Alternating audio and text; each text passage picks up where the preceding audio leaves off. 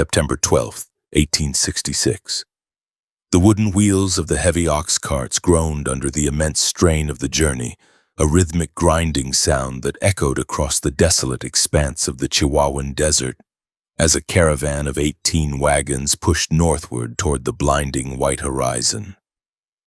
For the residents of the valley towns along the Rio Grande, specifically San Elizario, Socorro, and Isleta, the trek to the Guadalupe Salt Lakes was not merely a commercial enterprise, but a fundamental requirement for survival in the harsh borderlands.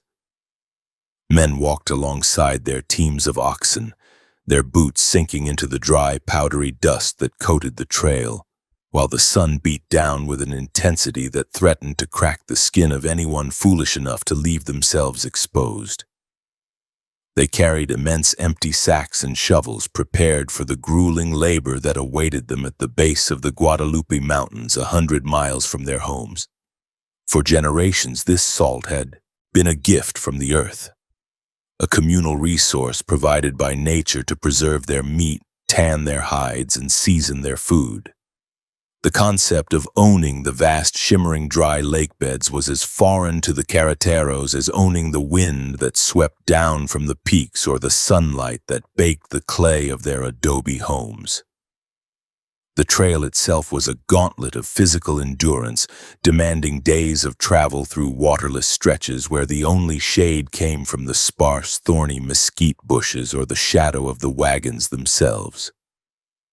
The oxen, massive beasts bred for power rather than speed, lowered their heads against the heat, their nostrils flaring as they pulled the heavy timber frames of the carretas over the uneven ground. Each wagon was a masterpiece of frontier engineering built without iron nails, using rawhide lashings that shrank and tightened in the dry air to hold the cottonwood planks together. The drivers, known for their skill with the long goads they carried, knew every dip and rise in the landscape, navigating by the shape of the distant mountains that turned purple in the twilight. They traveled in groups for protection not just from the elements, but from the Apache bands that roamed the territories, though the sheer size of the salt trains often deterred aggression. At night, the fires of the camp would illuminate the tired faces of men who believed that the salt was their birthright, secured by the Treaty of Guadalupe Hidalgo, which they understood to guarantee the continued usage of land and resources held in common under the old Spanish and Mexican laws. When the caravan finally crested the last rise and looked down upon the salt flats, the view was startlingly bright, a stark white sea contrasting violently with the brown and red earth surrounding it. The Guadalupe Lakes lay situated at the foot of the mountains, a series of shallow ephemeral pools that evaporated under the savage sun to leave behind a crust of pure salt, inches thick and hard as rock. The men descended onto the flats, their boots crunching on the crystal surface as if walking on frozen snow in the height of summer. The work began immediately and continued for days. Men swung pickaxes to break the surface crust, the sound of metal striking mineral ringing out in the silence of the basin. They shoveled the coarse white chunks into the sacks, loading the wagons until the axles bowed under the weight. The glare was relentless, stinging the eyes and burning the skin, forcing the laborers to wrap cloth around their faces to escape the reflection of the sun off the salt. By the time they turned the teams back toward the river valley, the wagons carried thousands of pounds of the precious mineral, free for the taking, costing only the sweat and muscle required to haul it out of the desert. Back in the settlements of El Paso County, however, the political landscape was shifting in ways the salt gatherers could not yet see from their dusty trail. The American Civil War had ended only a year prior, and a new breed of men was arriving on the frontier. Speculators, politicians, and lawyers who viewed the vast, open territories of Texas not as communal land, but as untapped capital waiting to be seized by the stroke of a pen. El Paso was a collection of mud brick buildings and dusty plazas, separated from the rest of the United States by hundreds of miles of hostile territory. yet it was becoming a microcosm of the power struggles consuming the Reconstruction-era South. The local population was overwhelmingly of Mexican descent, families who had lived on both sides of the river for centuries, but the political and legal machinery was rapidly falling into the hands of the Anglo minority who understood the intricacies of American land law. At the center of this burgeoning conflict stood two figures who would define the fate of the Salt Lakes. The first was Louis Cardis, an Italian immigrant who had integrated himself deeply into the local culture. Cardis was a man of medium build with dark features and an astute mind for organization. He spoke fluent Spanish, lived among the people of San Elizario and El Paso, and had established himself as a political broker, a padrone who could deliver the Mexican vote in exchange for protection and favors. He was a master of the soft touch, using influence, conversation, and alliances to maintain his position. He understood the volatility of the border and respected the traditions of the people he represented, knowing that their loyalty was his only real currency in a land where the nearest military support was days away. Cardis held the title of relentless advocate for the locals, often intervening in disputes and ensuring that the newly imposed American laws did not crush the established way of life in the valley.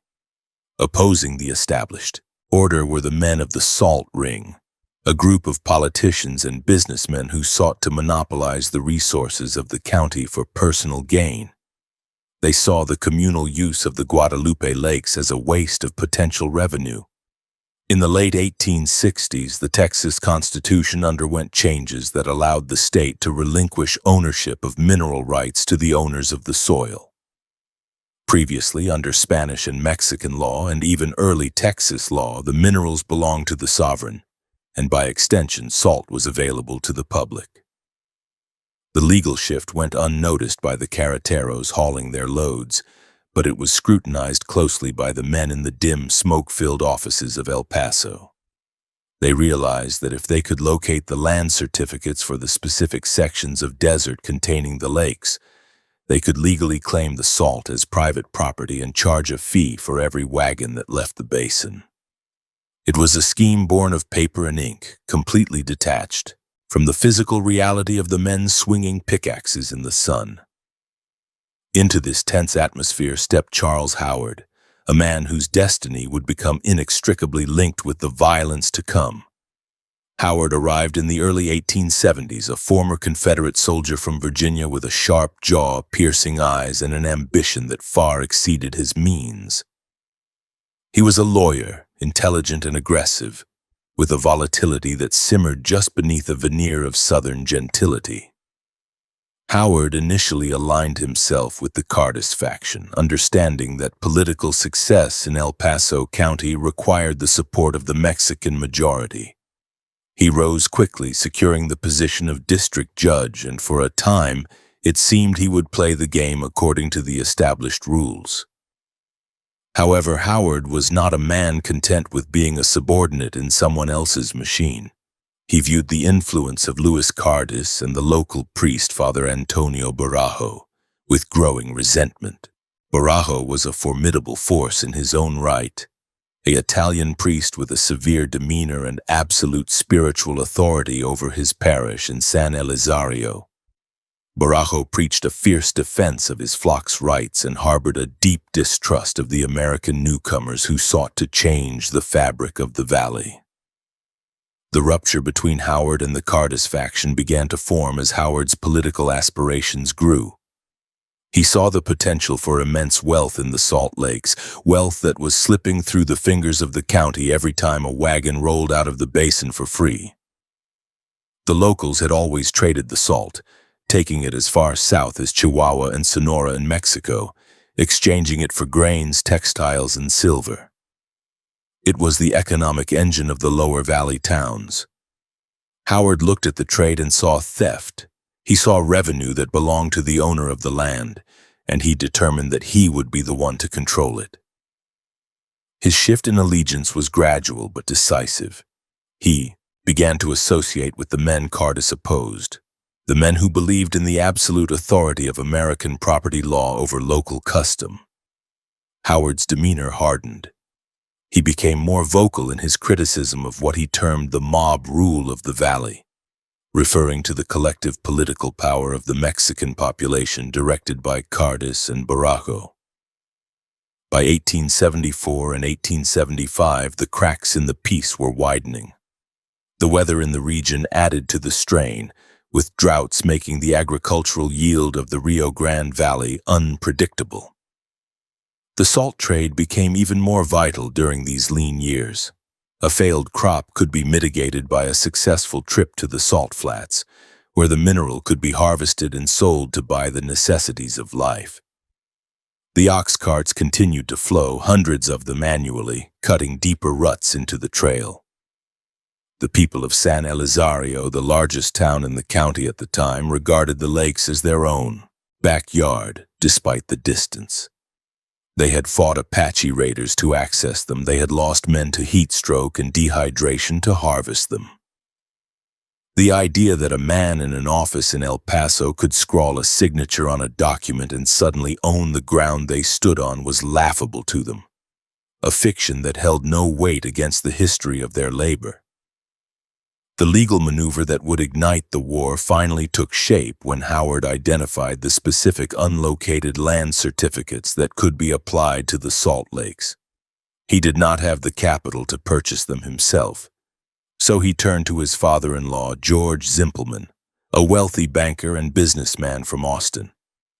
Howard convinced Zimpelman to purchase the certificates, promising him that the Salt Lakes would yield a fortune once the thieves were stopped and a proper toll system was put in place. Howard acted as the agent, handling the surveying and the filing of the claims. He moved with the precision of a predator, ensuring that the paperwork was flawless. The survey lines were drawn across the map, boxing in the ancient lakes, transforming the open commons into a private estate. It was a sterile, bureaucratic act that would have bloody consequences. Howard knew that enforcing this claim would be difficult, but his arrogance led him to believe that the authority of the United States law, embodied in his person, would be sufficient to cow the peasantry into submission. As the news of the claim filtered down to the towns of San Elizario, Socorro, and Isleta, the reaction was initially one of confusion, followed quickly by outrage. Louis Cárdenas, realizing the danger Howard was creating, attempted to warn him. Cárdenas knew the temper of the people better than anyone. He knew that the salt was not just a commodity, it was a symbol of their liberty and their survival. To tax the salt was to tax their very existence. Cárdenas tried to explain that the Treaty of Guadalupe Hidalgo protected these rights, or at least, the people believed it did. He warned Howard that the valley would not accept this theft quietly. Howard dismissed Cárdenas's warnings as the jealous ramblings of a political rival who was losing his grip on power. Howard viewed the locals with a mixture of contempt and paternalism, believing they simply needed to be taught the reality of the new order. The year 1876 saw the tension ratchet higher. The political feud between Howard and Cárdenas became personal and public. They traded insults in the streets and in the few newspapers that circulated in the territory. Howard lost his position as district judge, a defeat he blamed entirely on Cárdenas's machinations with the voters. This loss stripped Howard of his judicial immunity and left him with only his private practice and his obsession with the Salt Lakes. He became singular in his focus. He would break the power of Cárdenas, and he would do it by seizing control of the economic heart of the valley. He announced that he was now the agent for Zimpelman, and that all future salt harvesting would require his explicit permission and the payment of a fee. He posted notices, pieces of paper nailed to adobe walls and wooden posts, declaring the end of the free salt era. The people of San Elizario tore the notices down. They gathered in the plazas after Mass, listening to Father Barajo thunder from the pulpit against the greed of the Americans. Barajo did not mince words. He framed the conflict as a moral struggle, a defense of the poor against the rapacious appetite of the wealthy invaders. He told them that God had placed the salt there for all his children, not for the enrichment of a single heretic lawyer. The words of the priest carried the weight of divine law, strengthening the resolve of the men who prepared their wagons for the next harvest. They sharpened their machetes and checked the loads in their firearms, not for hunting game, but for defending their right to the lakes. The atmosphere in the valley grew heavy, like the air before a summer thunderstorm, charged with static and the promise of violence. In the early months of 1877, the first direct confrontations occurred. Howard visited San Elizario, walking the streets with a defiant strut, his hand never far from the pistol at his belt. He was a large man, physically imposing, and he used his size to intimidate. He confronted local leaders, demanding they acknowledge his authority over the lakes. The locals, however, remained unimpressed by his bluster. They looked at him with hard, dark eyes, their silence more threatening than any verbal threat. They knew the desert better than he ever would. They knew how to survive on a handful of parched corn and a few drops of water. They knew that a man, no matter how loud, was soft compared to the land. Howard mistook their silence for acquiescence, or perhaps fear, failing to recognize the simmering rage that was building behind the adobe walls. The rift divided the Anglo community as well. Many of the older settlers, those who had married into Mexican families and adopted the customs of the border, sided with Cardis and the locals. They understood that the peace of the valley depended on mutual respect and the honoring of traditional rights. They saw Howard as a dangerous interloper who was striking a match in a room full of gunpowder. On the other side were the newer arrivals, the men who saw the potential for profit and progress, who believed that the backward customs of the Mexicans had to be swept away to make room for American enterprise. They rallied around Howard, encouraging his aggressive stance, promising him support that they had no real means to deliver. By the summer of 1877, the stage was set for a collision. The salt beds of the Guadalupe lay shimmering under the sun, vast and silent, indifferent to the papers filed in the courthouses or the speeches made in the plazas. The carreteros continued to ready their oxen, inspecting the wheels and the yokes, preparing for the fall harvest. Howard sat in his office, brooding over his maps and his legal books, convinced of his righteousness and his legal standing. Cardis worked frantically behind the scenes, writing letters, holding meetings, trying to find a political solution that would diffuse the situation before blood was spilled. But the momentum of events was moving beyond the control of any single man. The issue had become elemental. It was no longer just about salt. It was about dignity, sovereignty, and the refusal of a people to be erased by the pen of a lawyer. The physical isolation of El Paso County played a critical role in the developing crisis. The nearest effective government authority was in Austin, over 600 miles of rugged terrain away. The nearest substantial military post was Fort Davis, also days away by horse. The valley was essentially a world unto itself, governed by its own rhythms and rules. In this vacuum, strong men could carve out their own kingdoms, and conflicts were settled not by judges but by force. Howard believed he represented the state of Texas, but in reality, he represented only himself and a piece of paper. The people of San Elizario represented a century of occupation and survival. The collision of these two irresistible forces was inevitable. As September of 1877 approached, the traditional time for the large salt caravans, Howard made his final decree.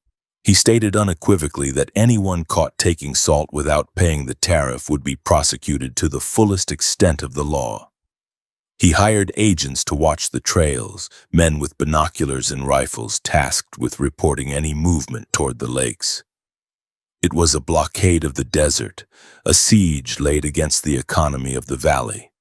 The men of San Elizario responded by organizing.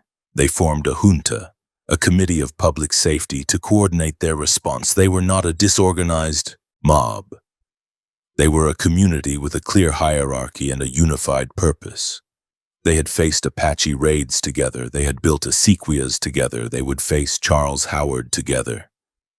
The sun set on the valley, casting long shadows across the Rio Grande. The air cooled, and the smell of wood smoke drifted from the chimneys of the adobe houses. Inside, families ate their evening meals, the food seasoned with the last of the salt from the previous year's harvest. Conversations were low and serious. Fathers cleaned their rifles, checking the actions and wiping down the barrels. Mothers packed extra provisions, dried meat, pinole, and beans. The oxen in the corrals chewed their cud, unaware that they would soon be walking into a war zone. The peace of the border was a fragile thing, held together by custom and necessity, and Charles Howard had just taken a hammer to it. The white sands of the Guadalupe waited, a prize that would soon be stained red as the determination of the town collided with the ambition of the lawyer. The war for the salt was about to begin. September 29, 1877. The arrest warrants lay on the desk of Sheriff Charles Kerber, heavy with the black ink of Charles Howard's signature, demanding the detention of 2 local men.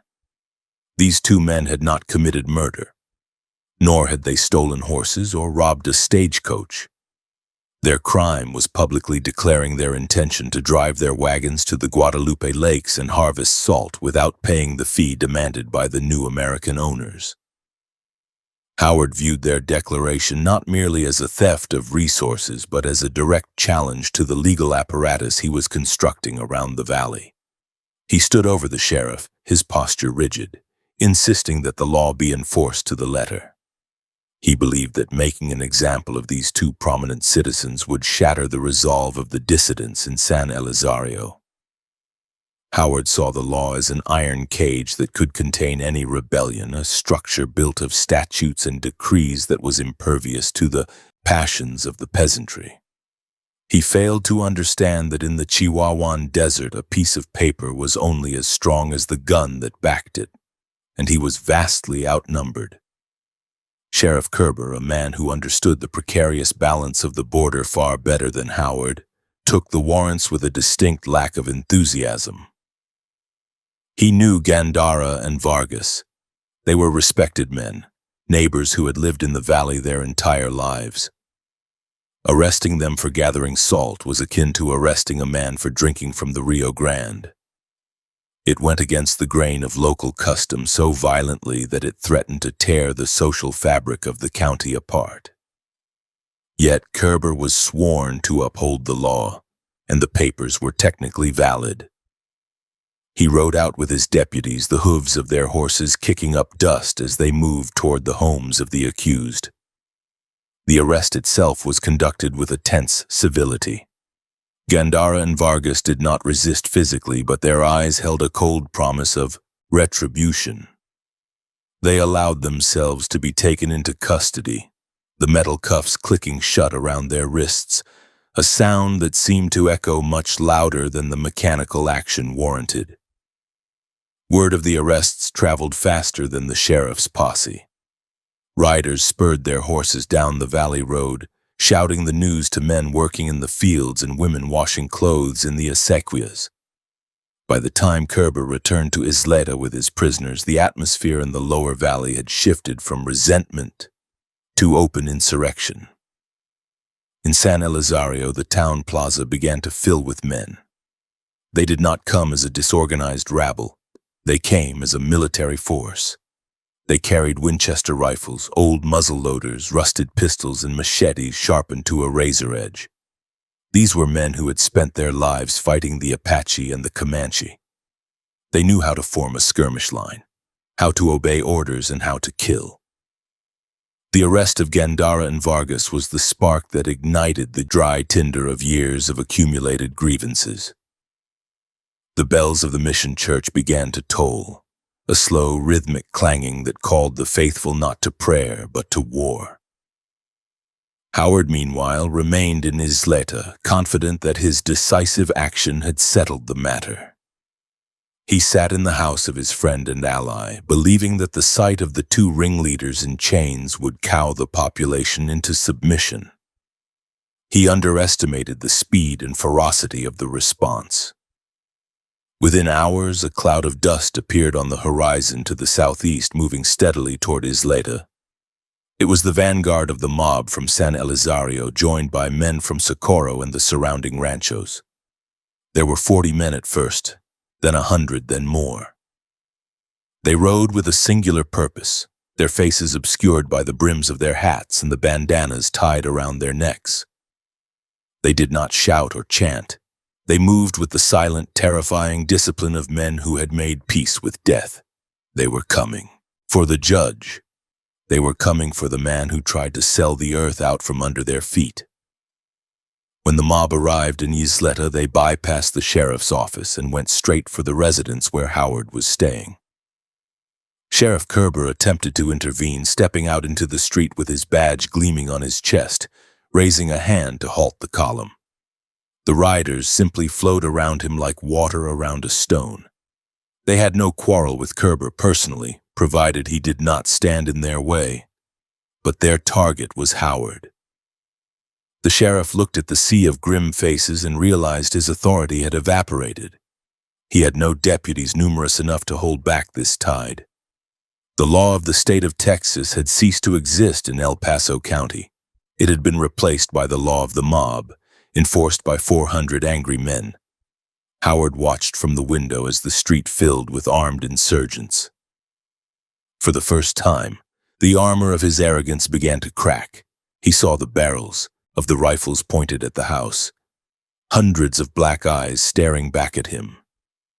He realized with a jolt of pure, cold terror that his legal arguments, his court orders, and his land titles meant absolutely nothing to the men outside. They could storm the house, drag him out, and hang him from the nearest cottonwood tree, and there was no power within 500 miles that could stop them. He was trapped in a box of his own making. The paper wall he had built around the desert had not kept the people out. It had hemmed him in. The leader of the mob, a man named Chico Barella, rode to the front. Barella was a figure of immense respect in the valley, a veteran fighter and a man of few words. He did not bluster or threaten. He simply demanded that Howard be turned over to the people's justice. The demand was not a request. It was an ultimatum.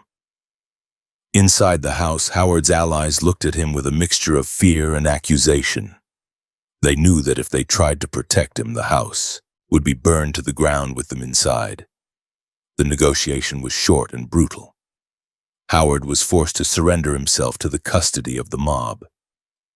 As he walked out the front door, stripping himself of his dignity, a roar went up from the crowd, not of triumph, but of unleashed fury. Rough hands grabbed him, shoving him forward, stripping him of any illusion of control. They did not kill him immediately, though many in the crowd shouted for his blood. Instead, they took him captive, placing him under heavy guard. The mob effectively seized control of the entire judicial process. They went to the jail and released Gandara and Vargas, the metal doors swinging open to the cheers of the assembled men. The prisoners became the jailers. Howard was marched to San Elizario, the very heart of the resistance. The journey was a humiliating procession. The man who had claimed to own the Salt Lakes, who had sneered at the poverty of the locals, was now forced to walk in the dust while his subjects rode alongside him, jeering and pointing their weapons. The sun beat down on his back, a physical reminder of the harsh land he sought to tame but failed to understand. Upon arriving in San Elizario, Howard was confined in a small adobe room. The thick mud walls, usually a comfort against the heat, now felt like the sides of a coffin. Outside, the town was in a state of festival and riot. Alcohol flowed freely, and the air was filled with the smell of roasting meat and gunpowder. The men fired their weapons into the air, celebrating their victory over the American interloper. But beneath the celebration lay a deadly seriousness. The leaders of the junta debated Howard's fate. Some argued for his immediate execution, citing his crimes against the community and his threat to their livelihood. Others, listening to the counsel of Louis Cardis, who had arrived to mediate, argued for a more measured approach. Cardis knew that killing Howard would bring the full weight of the United States military down upon them. He sought a solution that would exile Howard without shedding his blood. For 3 days, Howard sat in that room, listening to the arguments outside that would decide whether he lived or died. He was given water and basic food, but he was denied any contact with the outside world.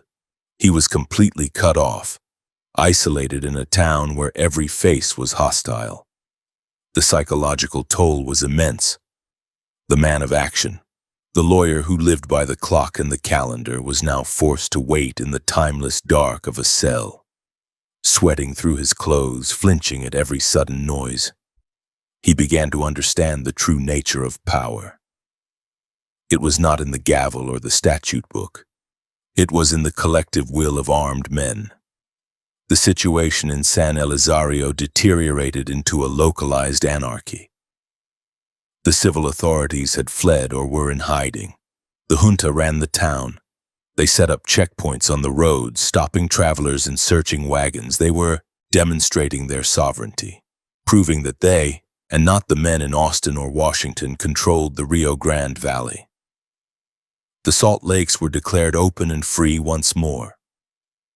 Caravans began to form immediately, preparing to head out to the Guadalupe Flats, protected now by the guns of the insurgents.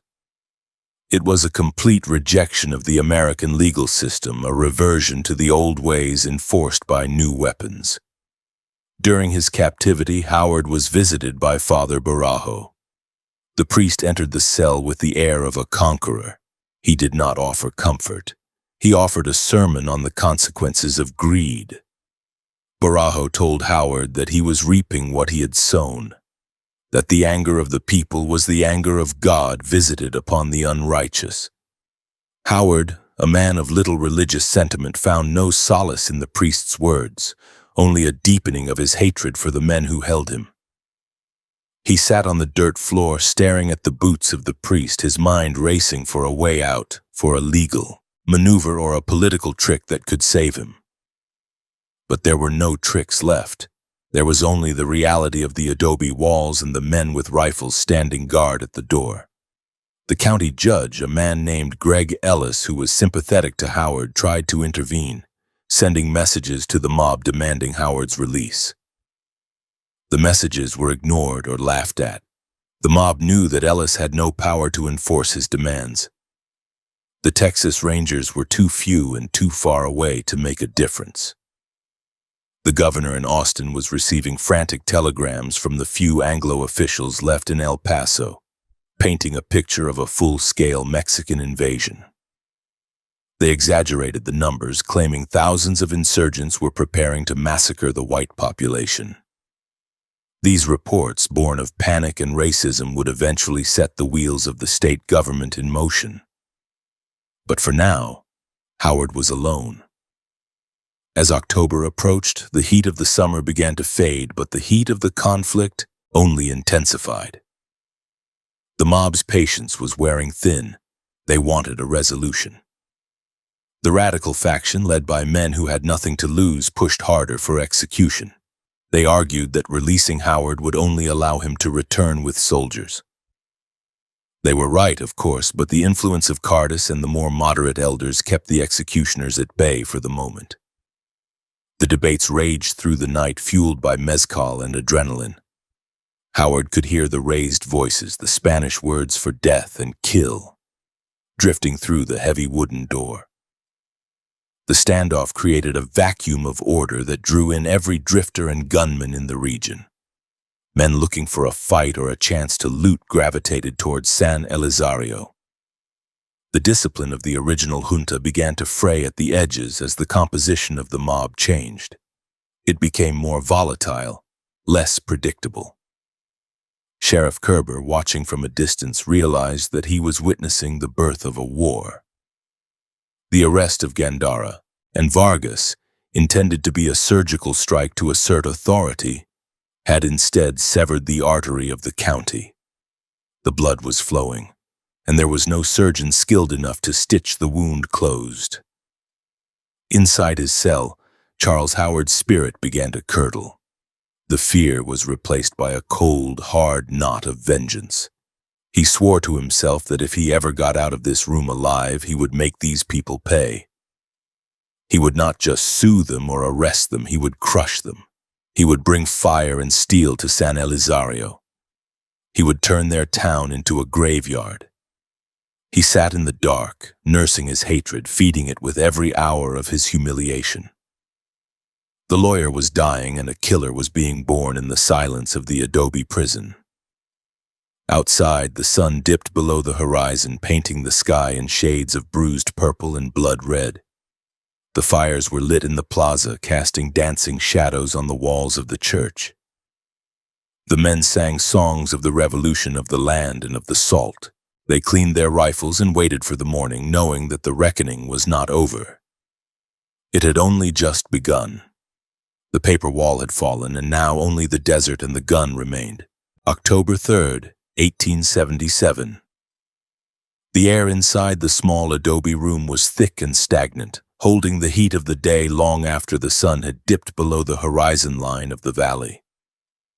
Charles Howard sat on a wooden crate, the only piece of furniture provided to him, staring at the rough texture of the mud wall opposite him.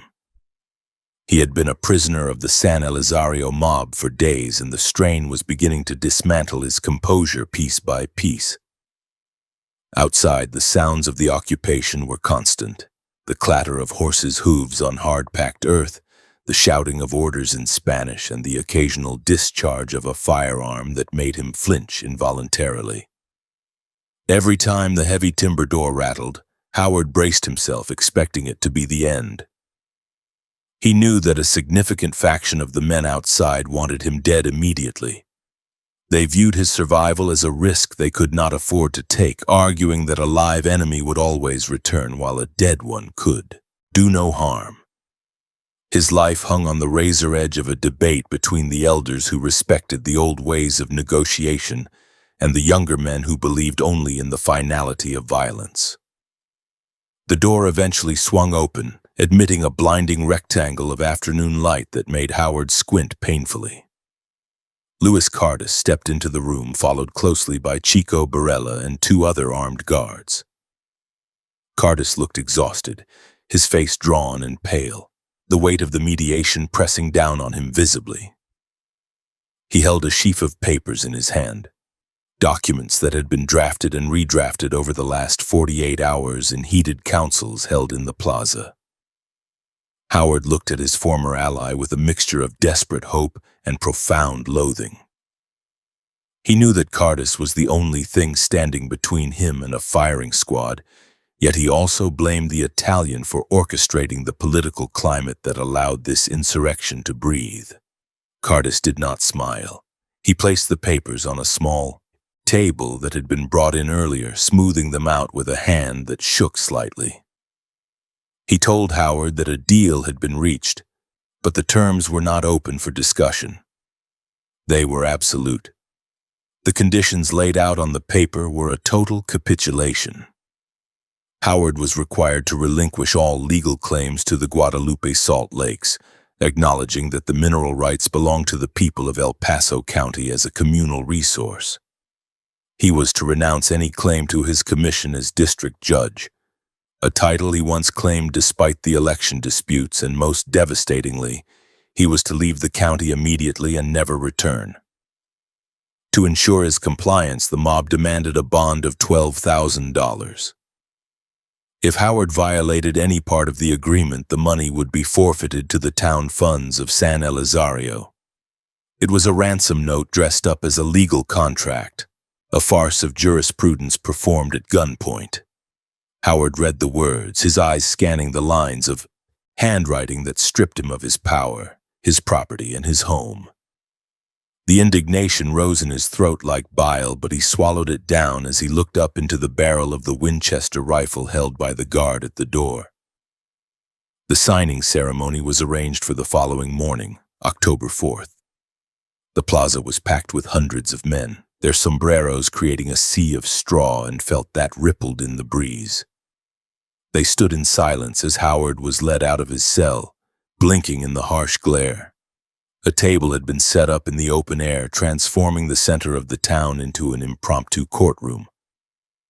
Howard walked with a stiffness that betrayed his fear, his eyes darting to the rooftops where men with rifles watched his every move. He sat at the table, the wood rough under his fingertips. Beside him sat two men who had agreed to stand as sureties for his bond, John G. Atkinson and Charles Ellis. These men were risking their own financial ruin to save Howard's life, placing their fortunes against the word of a man who was known for his ambition rather than his honesty. The crowd pressed in close, forming a tight circle around the table, their breath smelling of tobacco and coffee, their presence a physical weight on the proceedings. Cartes stood at the head of the table, reading the terms aloud in both English and Spanish so that every man in the plaza understood exactly what was happening. He spoke clearly, his voice carrying over the wind, emphasizing that this document secured the freedom of the Salt Lakes for all time. When he finished, a murmur of approval went through the crowd. They believed they were witnessing a binding legal victory, a treaty signed between equal powers. They did not understand that to a man like Howard, a contract signed under duress was not worth the paper it was written on. Howard took the pen offered to him. The nib scratched loudly against the paper in the silence. He signed his name with a flourish that belied his shaking hand, Charles H. Howard. It was a signature of surrender, a permanent record of his defeat. Atkinson and Ellis followed suit, adding their names to the bond, sealing the agreement with the promise of $12,000 in gold coin should Howard break his word. Once the ink was dry, the tension in the plaza broke, replaced by a sudden raucous celebration. The men fired their pistols into the air, the sharp cracks echoing off the adobe walls of the church. They shouted "Viva la Salle" and slapped each other on the back, believing the war was over. They had stood up to the American law and won. They had reclaimed their heritage. Howard sat frozen at the table for a moment, the noise washing over him. He felt a profound sense of humiliation, a burning shame that seared itself into his memory. He was being laughed at, celebrated over, treated like a naughty child who had been chastised and sent away. The visual of the jubilant Mexicans, men he considered his inferiors, rejoicing in his downfall, planted a seed of hatred in his gut that would grow with terrifying speed. He stood up slowly, the guard stepping back to give him space. He was free to go, but he was leaving as a pariah. The departure from San Elizario was a gauntlet of mockery. Howard mounted his horse, flanked by an escort provided by the junta to ensure he reached the county line safely. As he rode through the narrow streets, women and children came out of the houses to watch the king of the salt retreat. They did not throw stones, but their stares were heavy with judgment. Howard kept his eyes fixed on the horizon, refusing to acknowledge the crowd. He rode with his back straight, trying to salvage some scrap of dignity. But inside he was trembling with rage. Every mile that put distance between him and the town lessened his fear and increased his resolve. By the time the adobe buildings of San Elizario disappeared into the dust behind him, he had already begun to formulate the logic that would justify his revenge. He told himself that he had been kidnapped by savages, that the bond was an instrument of extortion, and that he was under no moral or legal obligation to honor it.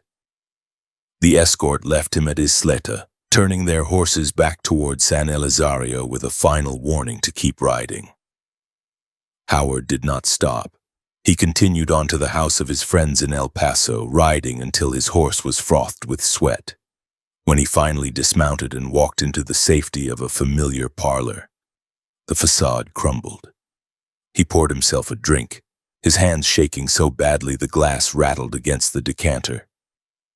He recounted the story to his supporters not as a fair negotiation, but as a harrowing tale of survival against a bloodthirsty mob. He described the guns pointed at his head, the threats, the lawlessness. He painted himself as a martyr for the cause of American progress, a man who had suffered for trying to bring order to a chaotic frontier. His friends listened, with growing outrage, feeding his narrative, reinforcing his belief that the valley needed to be purged, not negotiated with. In the days following his release, Howard stayed in El Paso, technically violating the spirit of the agreement immediately, though he kept a low profile. He sent telegrams to Austin, to the governor, and to Washington. He crafted a narrative of a county in open rebellion, of a foreign population that had rejected the sovereignty of the United States. He omitted the details of the salt dispute's origins, focusing instead on the insult to the government's authority. He knew that the state government, still sensitive to the precarious nature of Reconstruction and border security, would react poorly to the idea of a mob dictating terms to a judge. He was weaponizing the bureaucracy, turning the slow-moving gears of the state into a machine of retribution. Meanwhile, in San Elizario, the victory celebration wound down, and life returned to a semblance of normalcy. The carreteros began the long trek to the salt lakes, their wagons empty on the way out and full on the way back, paying no fees to anyone. They believed the bond was a sacred vow. In their culture, a man's word was his bond, and a written contract, signed before witnesses and God, was unbreakable. They could not conceive that Howard would treat it so lightly. They assumed that Cardis had secured their future. Cardis himself remained in El Paso, acting as the protector of the peace, believing he had successfully navigated the crisis. He sent reports to his own contacts, framing the event as a necessary correction to an unjust overreach. He did not see that by letting Howard live, he had only delayed the violence, not prevented it. The $12,000 bond sat in a safe in San Elizario, a stack of paper that represented the town's insurance policy. To the locals, it was a fortune, an amount of money that could build a new church or dig a new acequia. They believed the financial threat would keep Howard away. They did not understand that Howard had no intention of paying a single dime. He was already consulting with other lawyers, looking for ways to have the bond declared void by a higher court. He was attacking the agreement from every angle, dismantling the chains they had placed on him with legal arguments they would never hear. By the second week of October, the psychological landscape of the conflict had shifted entirely. Howard was no longer the victim. He was the aggressor in waiting.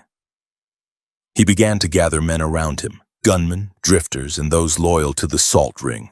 He held meetings in back rooms, speaking in low tones about the need to reassert control.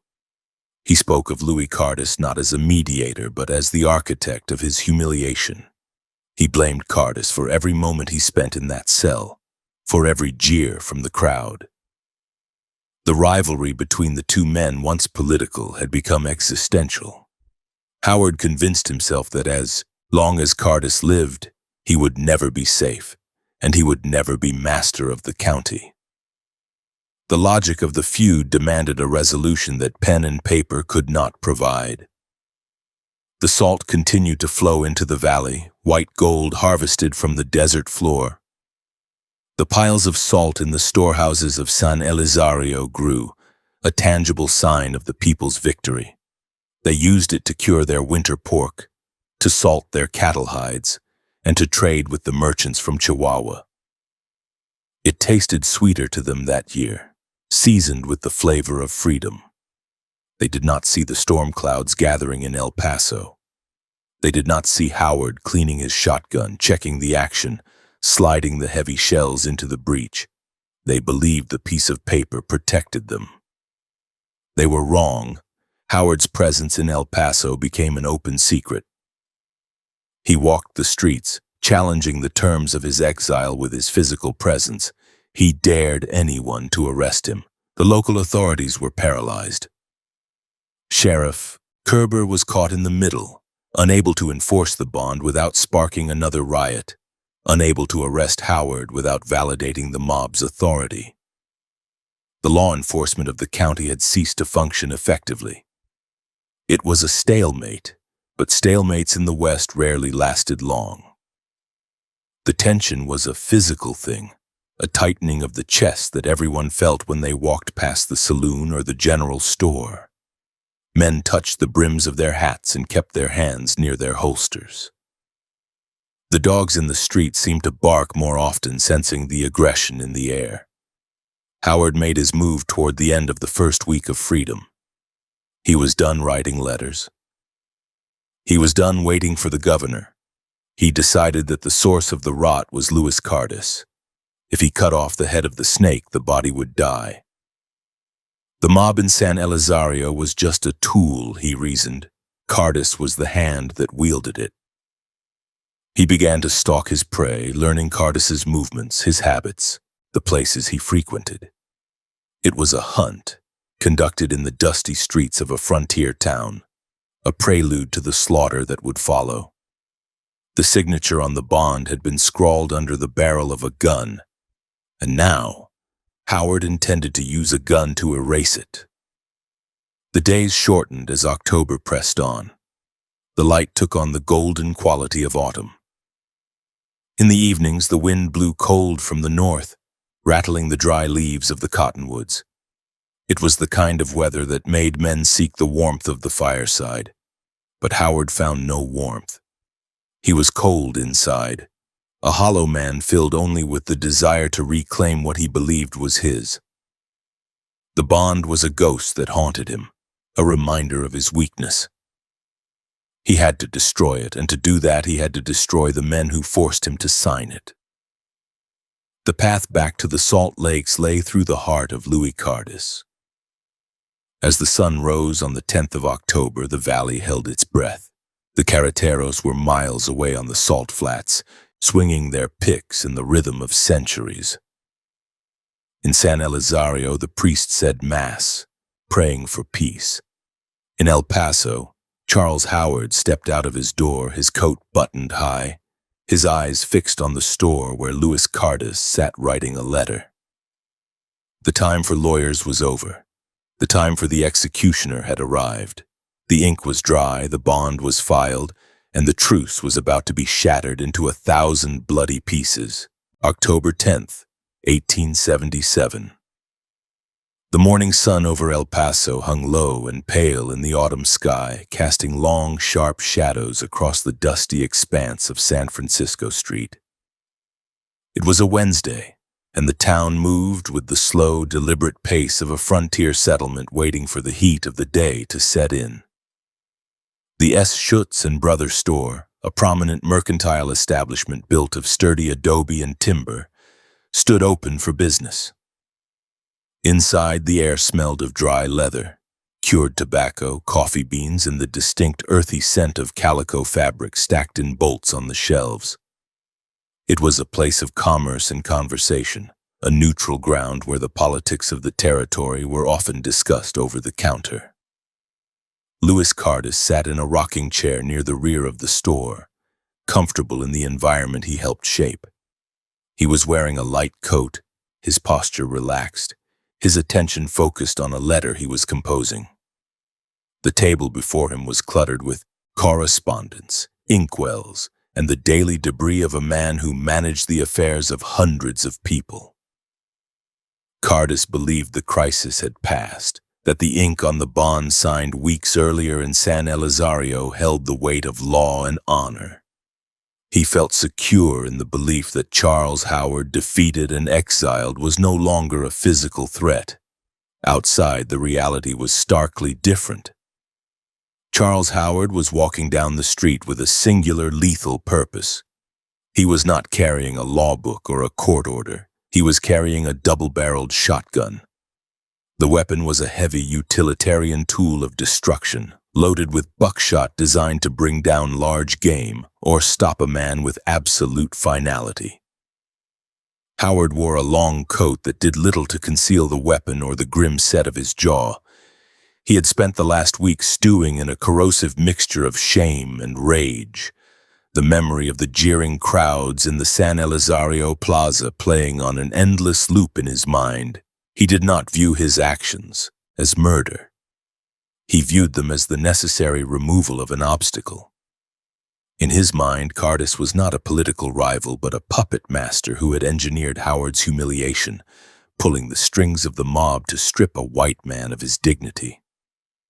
Howard reached the entrance of the Schutz store and did not hesitate. He stepped across the threshold, his boots striking the wooden floorboards with a heavy thud that announced his arrival. A. Krakauer, the bookkeeper working in the store, looked up from his ledger at the sound of the heavy footsteps. He saw Howard enter, saw the shotgun held in a ready position, and instantly understood that violence had walked through the door. The atmosphere in the room shifted from the quiet hum of commerce to the terrified silence of impending death. Cardis, hearing the intrusion, looked up from his writing. His eyes widened as he registered the presence of Howard and the black twin bores of the shotgun leveled in his direction. There was no time for negotiation, no time for words. Howard did not shout a challenge or demand a duel. He simply raised the stock to his shoulder, sighting down the barrel at the man sitting in the rocking chair. The distance between them was short, less than 20 feet, a range at which the spreading pattern of buckshot would be devastating. Howard pulled the trigger of the left barrel. The enclosed space of the store amplified the report into a deafening roar that rattled the jars on the shelves and shook the dust from the vigas in the ceiling. A cloud of acrid white smoke erupted from the muzzle, instantly obscuring the view. The heavy load of buckshot tore through the air, slamming into the torso of Louis Cardis. The impact was horrific. The heavy projectile shredded the fabric of his coat and tore into his chest, the force of the blow knocking him violently backward. The rocking chair tipped and skidded, unable to absorb the kinetic energy of the blast. Cardis gasped, a wet, rattling sound as the shock of the injury hit his system. He did not die immediately. Driven by the primal instinct to survive, he scrambled up from the floor, clutching his chest, blood already soaking through his fingers and dripping onto the planks. McBride, the clerk, stood frozen in horror, his mind unable to process the execution happening in front of him. Cardis, grievously wounded and panicking, staggered toward the counter, trying to put the solid wood furniture between himself and his attacker. He moved toward McBride, perhaps seeking help or simply using the clerk as a human shield in his desperation. Howard, unblinking and cold, tracked the movement. He did not rush. He stepped through the thinning smoke, racking the mechanism or simply adjusting his aim for the second barrel. He saw Cardis ducking behind the counter, saw the fear in the eyes of the dying man. Howard adjusted his angle, stepping to the side to clear the obstruction of the clerk. He raised the shotgun again, leveling it at the heart of his enemy. The second shot thundered through the store, a final punctuation mark to the feud. The charge caught Cardis squarely, destroying what remained of his chest cavity. The force threw him against the shelves, knocking goods to the floor in a cascade of tin and glass before he slumped down, sliding into a heap on the floorboards. The silence that followed was heavy and ringing, broken only by the settling of dust and the faint hiss of the black powder smoke drifting toward the ceiling. Cardis lay still, his life ending on the dirty floor of a general store, the letters he had been writing scattered like white leaves around his body. The king of the Tiguas, the man who had navigated the complex politics of the border for decades, was gone, erased by 2 pulls of a trigger. Howard lowered the shotgun. He did not check the body. He knew the work was done. The brutality of the act was absolute. He had not just killed a man, he had obliterated him. He turned and walked out of the store, stepping back into the sunlight of San Francisco Street. The smoke clung to his clothes, a sharp, sulphurous perfume of murder. He did not run. He walked with the strange calm of a man who has crossed a line from which there is no return. People on the street, alerted by the twin blasts, stopped and stared. They saw the shotgun in his hand, saw the look on his face, and they cleared a path. No one attempted to stop him. The local sheriff was nowhere to be seen, or perhaps wisely chose not to intervene against a man holding an empty but still menacing weapon. Howard made his way to the house of a friend, Major John B. Jones, seeking immediate sanctuary, knowing that the news of what he had done would set the valley on fire. Inside the Schutz store, the reality of the scene was grotesque. The floor was slick with bright arterial blood pooling in the gaps between the boards. McBride stood shaking, looking at the ruin of the man he had been speaking to just moments before. The violence had been intimate and overwhelming. The smell of blood began to mix with the smell of the gunpowder, creating a nauseating atmosphere. Curious onlookers began to crowd the doorway, peering into the gloom, gasping as they saw the body. Whispers turned to shouts. "Cardis is dead! Howard killed Cardis!" The news spread outward from the store like ripples in a pond, moving from street to street, house to house. The reaction in El Paso was one of shock mixed with fear. The Anglo population, particularly those aligned with the Salt Ring, realized that Howard had just kicked over a lantern in a barn filled with hay. They knew that Cardis was the only figure who held any sway over the anger of the Mexican population in the lower valley. With him dead, the check on their rage was gone. Men began to shutter their windows and load their own weapons, expecting immediate retaliation. The streets emptied rapidly as the town braced for a storm. Messengers mounted fast horses and rode hard for the lower valley towns of Isleta, Socorro, and San Elizario. They pushed their mounts to the limit, the hooves pounding a rhythm of disaster on the hard road. When the riders arrived in San Elizario, the sun was beginning to dip, painting the adobe walls in gold. They shouted the news to the men gathered in the plaza. The reaction was not the fear that El Paso felt. It was a collective, agonizing howl of betrayal and fury. The men who had signed the bond, who had trusted the word of the law, felt the murder of Cardis as a physical blow. Their protector, their advocate, the man who spoke for them when they could not speak for themselves, had been slaughtered like a stray dog. Father Barajo received the news with a grim darkness. He went to the church and ordered the bells to be rung. It was not a toll for the dead, but a signal of alarm. The deep bronze notes rolled across the valley, calling the men in from the fields and the ranchos. They came with their rifles and their machetes, their faces hard as stone. The illusion of peace was shattered. They realized now that the bond had been a lie, that the American law was a tool used only to bind them while their enemies remained free to kill. The moderation of the older generation evaporated in the heat of the moment. The younger men, the ones who had wanted to execute Howard in the cell, shouted their vindication. They had been right. Mercy had been a mistake. Back in El Paso, the authorities went through the motions of the law. A coroner's inquest was hastily organized. They viewed the body in the store, noting the massive trauma caused by the double charge of buckshot. The verdict was a foregone conclusion. Death by gunshot wounds inflicted by Charles Howard. A warrant was issued for Howard's arrest, but it was a piece of paper floating in a hurricane. Howard was already making plans to leave town, to retreat to New Mexico where he could regroup. He knew he could not stay in El Paso. The risk of assassination was too high. He needed to find allies, to gather a force that could protect him. He was no longer just a lawyer. He was a combatant in a war he had personally initiated. The cleaning of the Schutz store began late that afternoon. Men with buckets of water and scrub brushes tried to wash the stains from the wood. The water turned pink and then dark red, running into the cracks, staining the foundation of the building.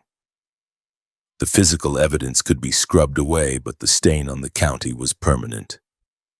The store reopened the next day, but the ghost of the violence lingered. Customers spoke in hushed tones, glancing at the spot where the rocking chair had sat.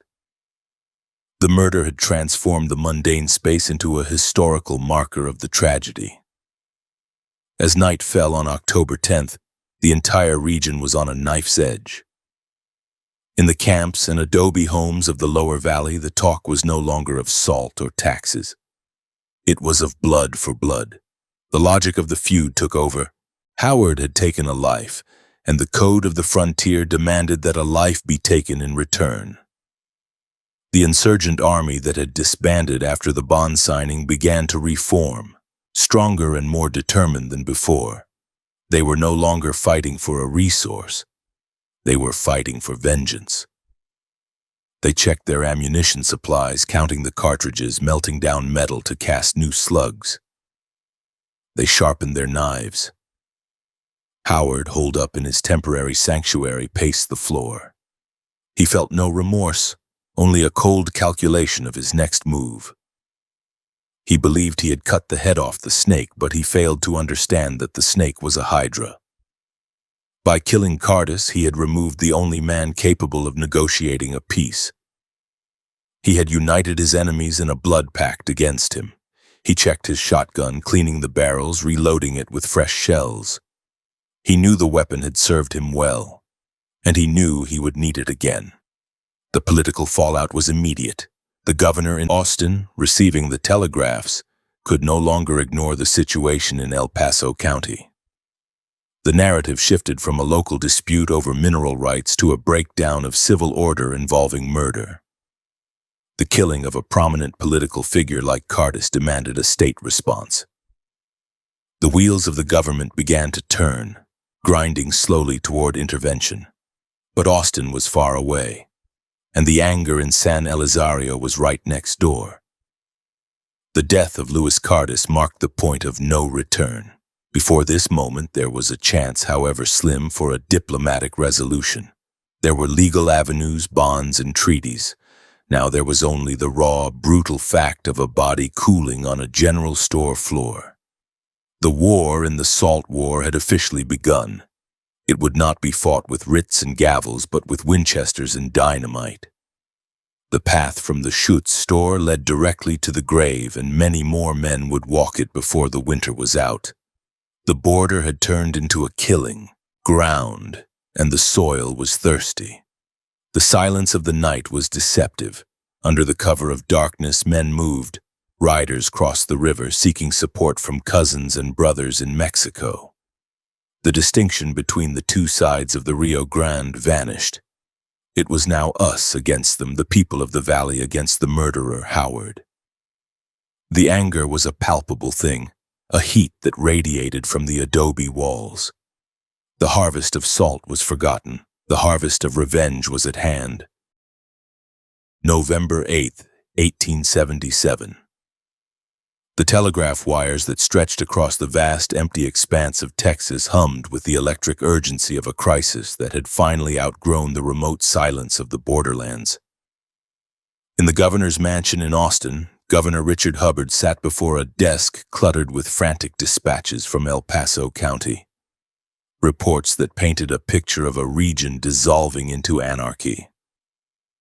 The murder of Louis Cardis had stripped away the last veneer of civil stability, revealing the raw, violent machinery of a feud that now threatened to engulf the entire Rio Grande Valley.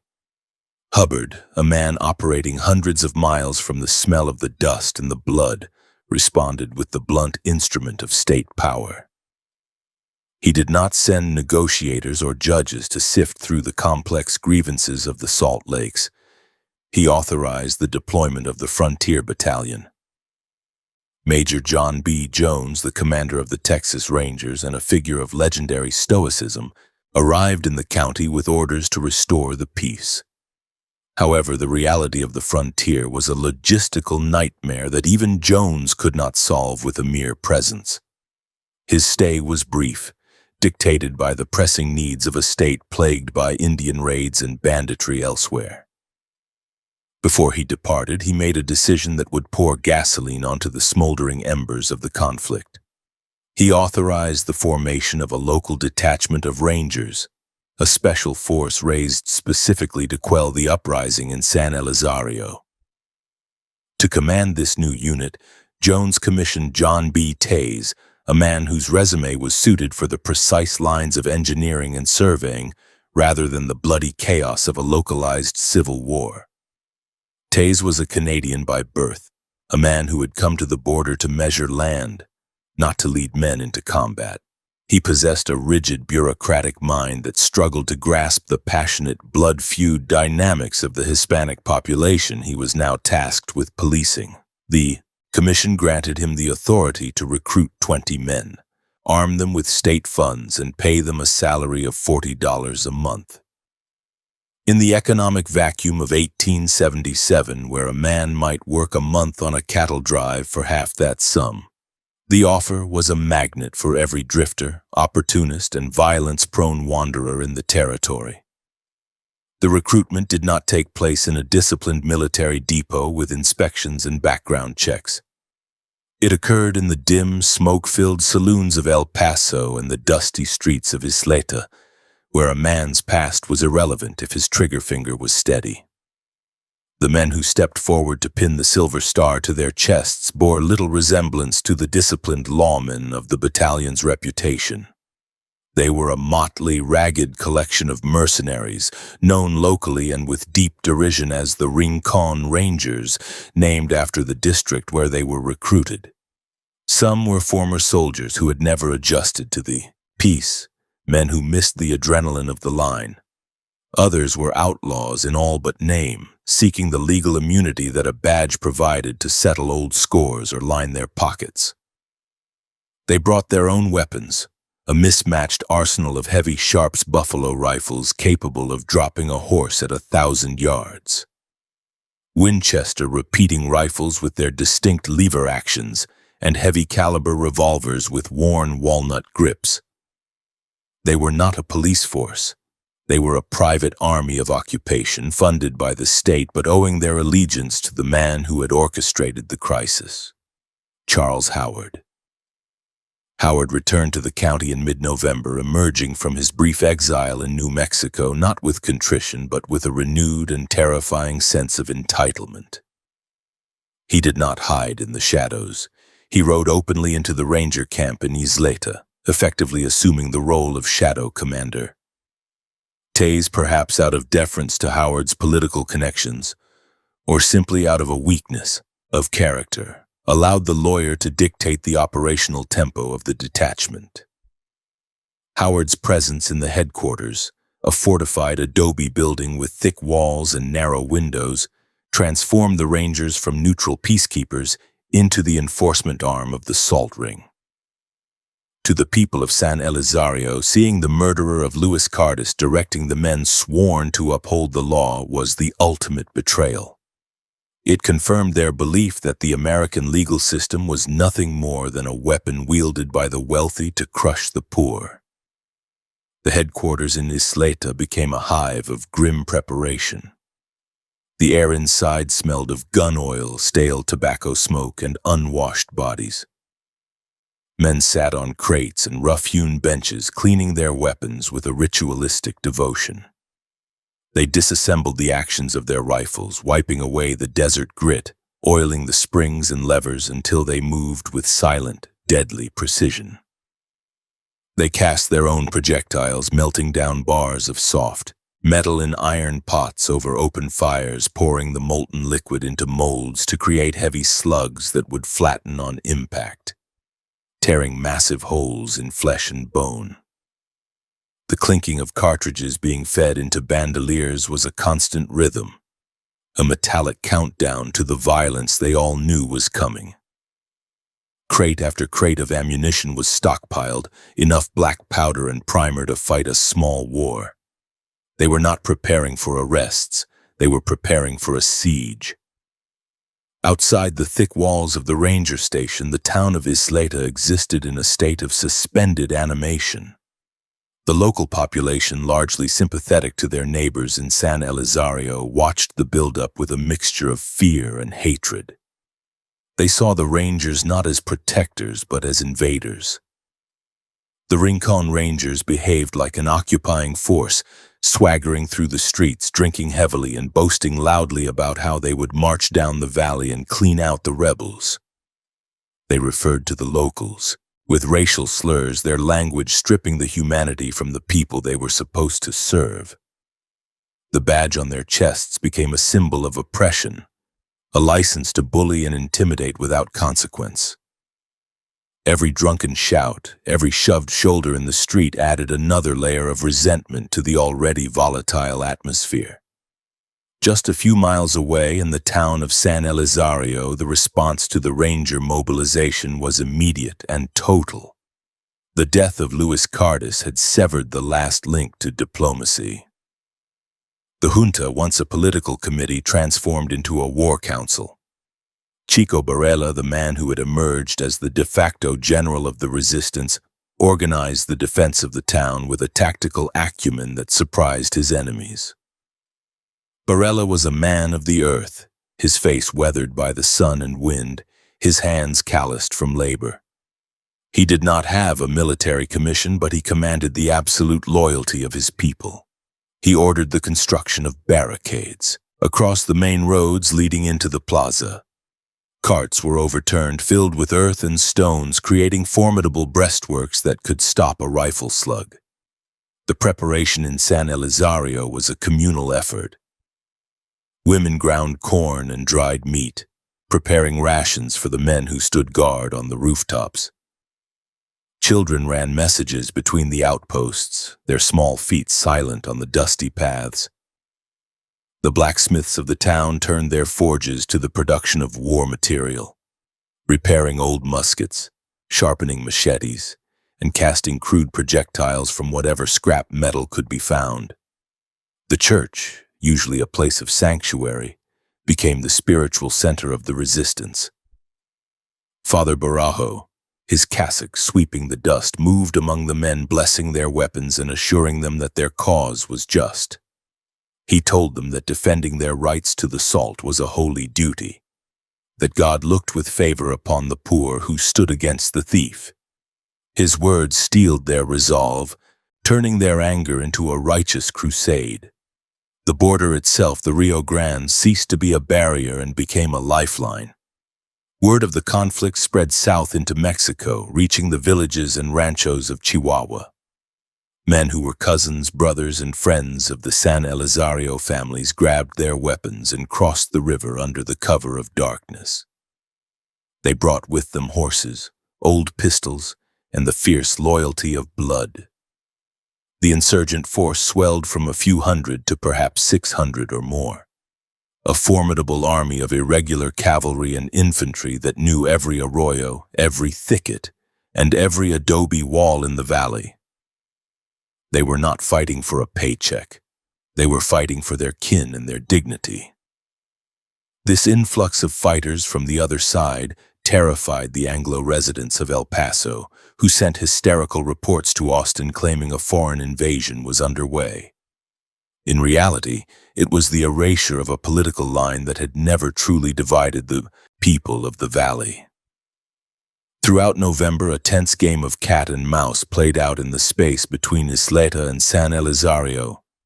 Tays sent out scouting parties, small groups of rangers riding fast horses, probing the perimeter of the insurgent stronghold. They would ride close enough to see the glint of sunlight on rifle barrels atop the flat roofs, close enough to hear the jeers of the defenders.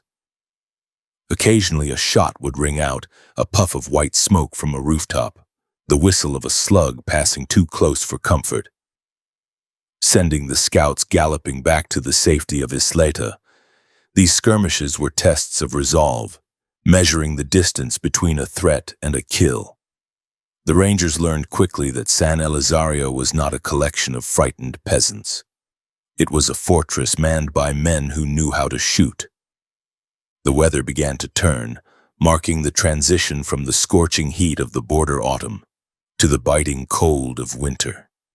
The wind shifted, blowing down from the snow-capped peaks of the Rockies far to the north, carrying a chill that cut through the canvas coats of the Rangers and the serapes of the insurgents. Frost began to appear on the ground in the mornings, a delicate white lace that covered the hard brown earth, vanishing as soon as the sun rose. The cold hardened the ground and the mood. It made the waiting harder. Men huddled around fires, their breath steaming in the air, nursing their grievances and their coffees. The drop in temperature seemed to freeze the possibility of negotiation. The positions had calcified. There was no middle ground left, only the frozen earth between the two armed camps. Howard, sitting in the warmth of the Ranger headquarters, grew increasingly impatient. The delay gnawed at him. He saw every day that passed without his reinstatement as a personal insult. He badgered Taze relentlessly, using his superior education and social standing to manipulate the unsure captain. He painted a picture of the insurgents as a disorganized rabble that would scatter at the first sign of real force.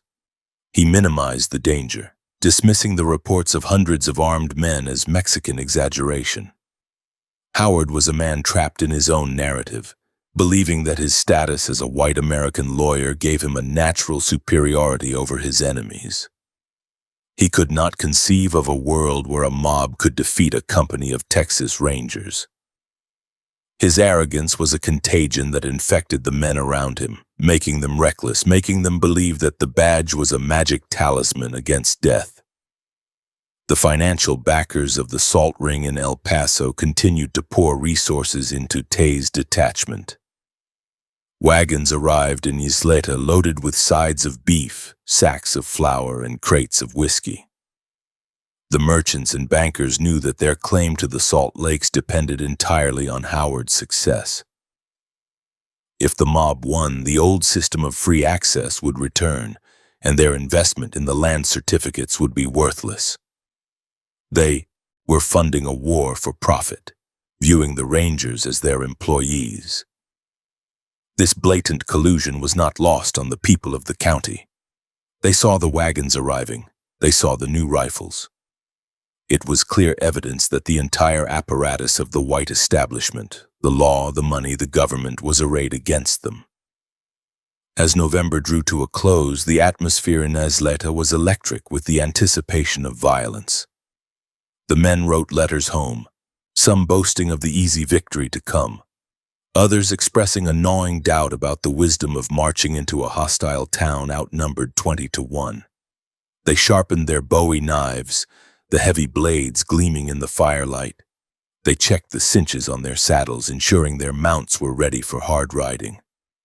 The horses themselves seemed to sense the tension, stomping in the corrals, their ears twitching at the sudden noises of the camp. Taze finally drafted the operational order. They would march on San Elizario not to negotiate, but to assert dominance. They would escort Howard back to the town he had been exiled from, rubbing the collective nose of the populace in their defeat. They would serve the warrants on Chico Barela and the other leaders, dragging them back to Isleta in chains. It was a plan that relied entirely on the psychological impact of the Ranger mystique. It assumed that the sight of the state police would paralyze the resistance. It failed to account for the fact that the resistance had already killed the most powerful politician in the county and had nothing left to lose. The night of the final preparations was a sleepless one for many. In San Elizario, the sentries walked the perimeter, their eyes scanning the dark road to the northwest. They knew the Rangers were coming. The spies and sympathizers in Isleta had sent word. The trap was set. The adobe walls were lined with men, their rifles resting on the parapets, their fingers near the triggers. They did not fear the Rangers. They hated them. And hate, in the cold desert night, was a fuel that burned hotter than courage. On the morning of the march, the sun rose blood-red behind a veil of high, thin clouds. The air was crisp and still. In Isleta, the bugle did not sound. They were not that kind of unit. But the order to mount up was given in gruff tones. 20 men swung into their saddles, the leather creaking, the metal of their spurs jingling. Howard mounted his horse, his face set in a mask of grim determination. He looked at the men around him, his private army, and felt a surge of power. He was going back to take what was his. He did not look back at the safety of the headquarters. He looked forward down the dusty road that led to San Elizario, a road that ran straight into the mouth of the wolf. The badge was pinned, the rifles were loaded, and the time for turning back had passed. The chest of greed was swelling with pride, unaware that it was about to be pierced by the reality of a people pushed too far. December 12th, 1877. The dawn broke over the Rio Grande Valley with a pale, bruised light that offered no warmth to the men shivering in their saddles outside the ranger station in Isleta. A biting wind swept down from the high plains, rattling the dry husks of the cottonwood trees and stinging the cheeks of the 20 riders who formed the state's answer to the rebellion. Lieutenant John B. Taze sat atop his mount, his coat collar turned up against the chill, watching his breath plume in the frigid air. Beside him, Charles Howard adjusted the reins in his gloved hands, his face set in a mask of grim anticipation. The lawyer was not dressed for a courtroom. He was dressed for a conquest. He wore a heavy woolen coat and a wide-brimmed hat pulled low, his eyes scanning the horizon to the southeast where the town of San Elizario waited. The delay was over. The legal maneuvers, the telegraphs to Austin, and the political wrangling had all culminated in this singular movement of armed men. They were moving out to serve the warrants, to arrest Chico Barela, and to reassert the dominance of American law over the custom of the border. The column moved out slowly, the horses' hooves striking the hard-packed earth with a rhythmic, muffled thudding that sounded like a slow heartbeat. They rode in a loose formation, 2 abreast with Taze and Howard at the head. Behind them came the Rincon Rangers, a collection of men who looked less like a military unit and more like a posse of well-armed brigands. They checked the loads in their Winchester repeating rifles, sliding the brass cartridges into the loading gates with cold, numb fingers. They adjusted the heavy pistol belts that dug into their waists. Some of them hung over, some of them anxious, all of them driven by the promise of $40 a month and the arrogant belief that the sight of white men with badges would send the Mexican peasantry scattering into the brush. They carried enough ammunition to fight a small war. Their saddlebags weighed down with boxes of .45 caliber rounds, but they carried very little water and almost no food, expecting to be dining in the reclaimed plaza of San Elizario by nightfall. The journey between Isleta and San Elizario was a short one in terms of distance, a mere few miles of river road, but on this morning it felt like a crossing into a foreign country. The landscape was desolate in the winter light. The fields were brown and stubbled, the irrigation ditches dry and cracked. As they rode, the silence of the valley pressed in on them. Usually this road would be busy with carts carrying firewood, women walking to market, or men riding donkeys between the settlements. Today the road was completely empty. There were no travelers. The adobe farmhouses they passed appeared deserted, the shutters drawn tight, no smoke rising from the chimneys.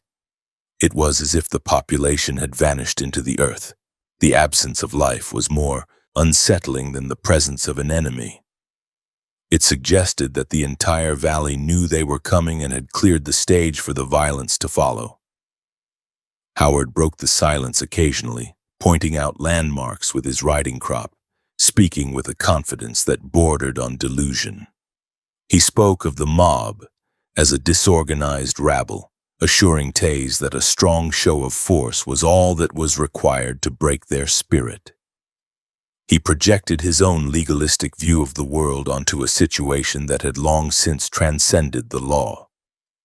He did not see the emptiness of the road as a warning. He saw it as fear. He believed the people were hiding from him, cowering before his return. Taze was less certain. The Canadian surveyor kept his eyes moving, scanning the thickets of tornillo and mesquite that lined the road, watching for the glint of a rifle barrel or the movement of a horse. He felt the weight of the silence. It was heavy, oppressive, and pregnant with a threat he could not quite articulate. As the spires of the San Elizario Presidio church came into view rising above the flat roofs of the town, the tension in the column ratcheted tighter. The town looked peaceful from a distance, the whitewashed walls glowing in the mid-morning sun. But as they drew closer, the details revealed a different reality. The usual activity of the plaza was absent. There were no dogs barking, no vendors shouting their wares, no children playing in the dirt. The town was a tomb. The rangers slowed their pace, their hands drifting instinctively to the stocks of their rifles. The horses, sensing the anxiety of their riders, began to toss their heads and dance sideways, their iron shoes sparking against stones in the road. They entered the outskirts of the town without a shot being fired. The narrow streets were vacant. The adobe houses on either side were turned into blank faces, their doors barred and their windows covered. It was a ghost town, but a ghost town that felt like it was holding its breath. The sound of the horses' hooves echoed loudly off the mud walls, announcing their arrival to unseen listeners. Every shadow in a doorway, every dark opening of an alleyway looked like a sniper's nest. Taze signaled for the men to close up the formation. They rode knee to knee, a tight knot of targets moving down the center of the street. They were walking into a canyon of man-made structures, surrendering the advantage of mobility and sight. When they reached the main plaza, the nerve center of the town, the trap was still not sprung. The plaza was a wide, open space dominated by the church and surrounded by flat-roofed adobe buildings. It was here that the detachment made a fatal tactical error, driven by arrogance and a lack of military discipline. Instead of keeping their force concentrated, they split. Charles Howard, seeking to assert his status and perhaps reclaim his dignity, rode directly to the home of Charles Ellis, the merchant who had co-signed his bond and was one of his few remaining allies in the town. Ellis's house was a large structure on one side of the plaza, a compound that served as both a residence and a store. Taze, meanwhile, directed the main body of the Rangers to a building known as the barracks or quarters, a long adobe structure on a different side of the square. The separation of the force was the signal the insurgents had been waiting for.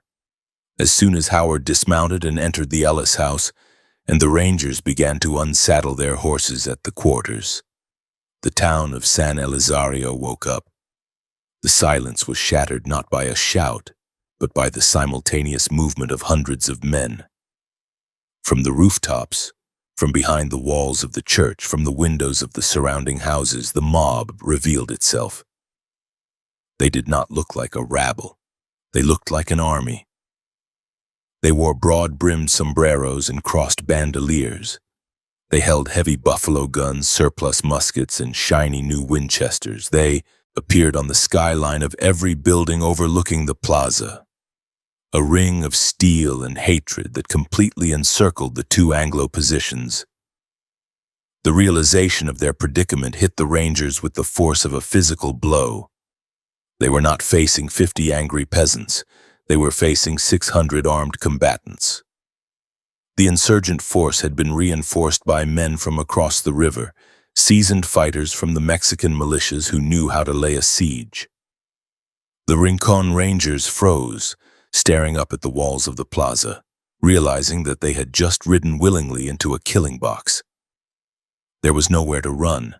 The streets they had entered through were now blocked by barricades of carts and timber that had been shoved into place the moment they passed. The exit was sealed.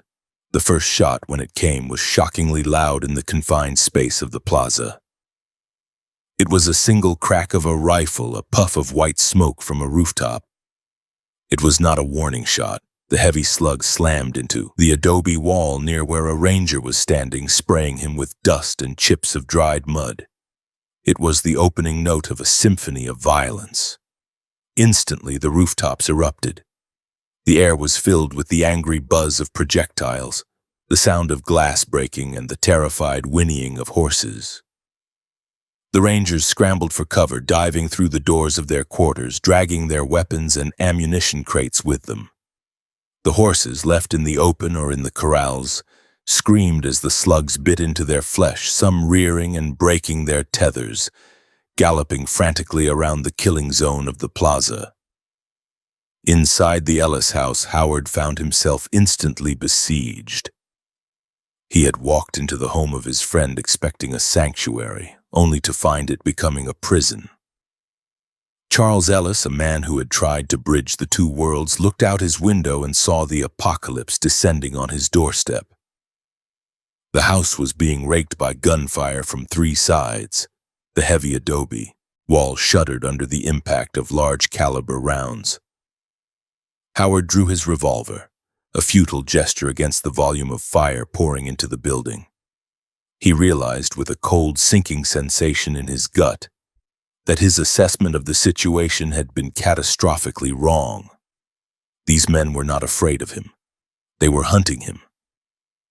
Across the plaza in the Ranger quarters, chaos reigned.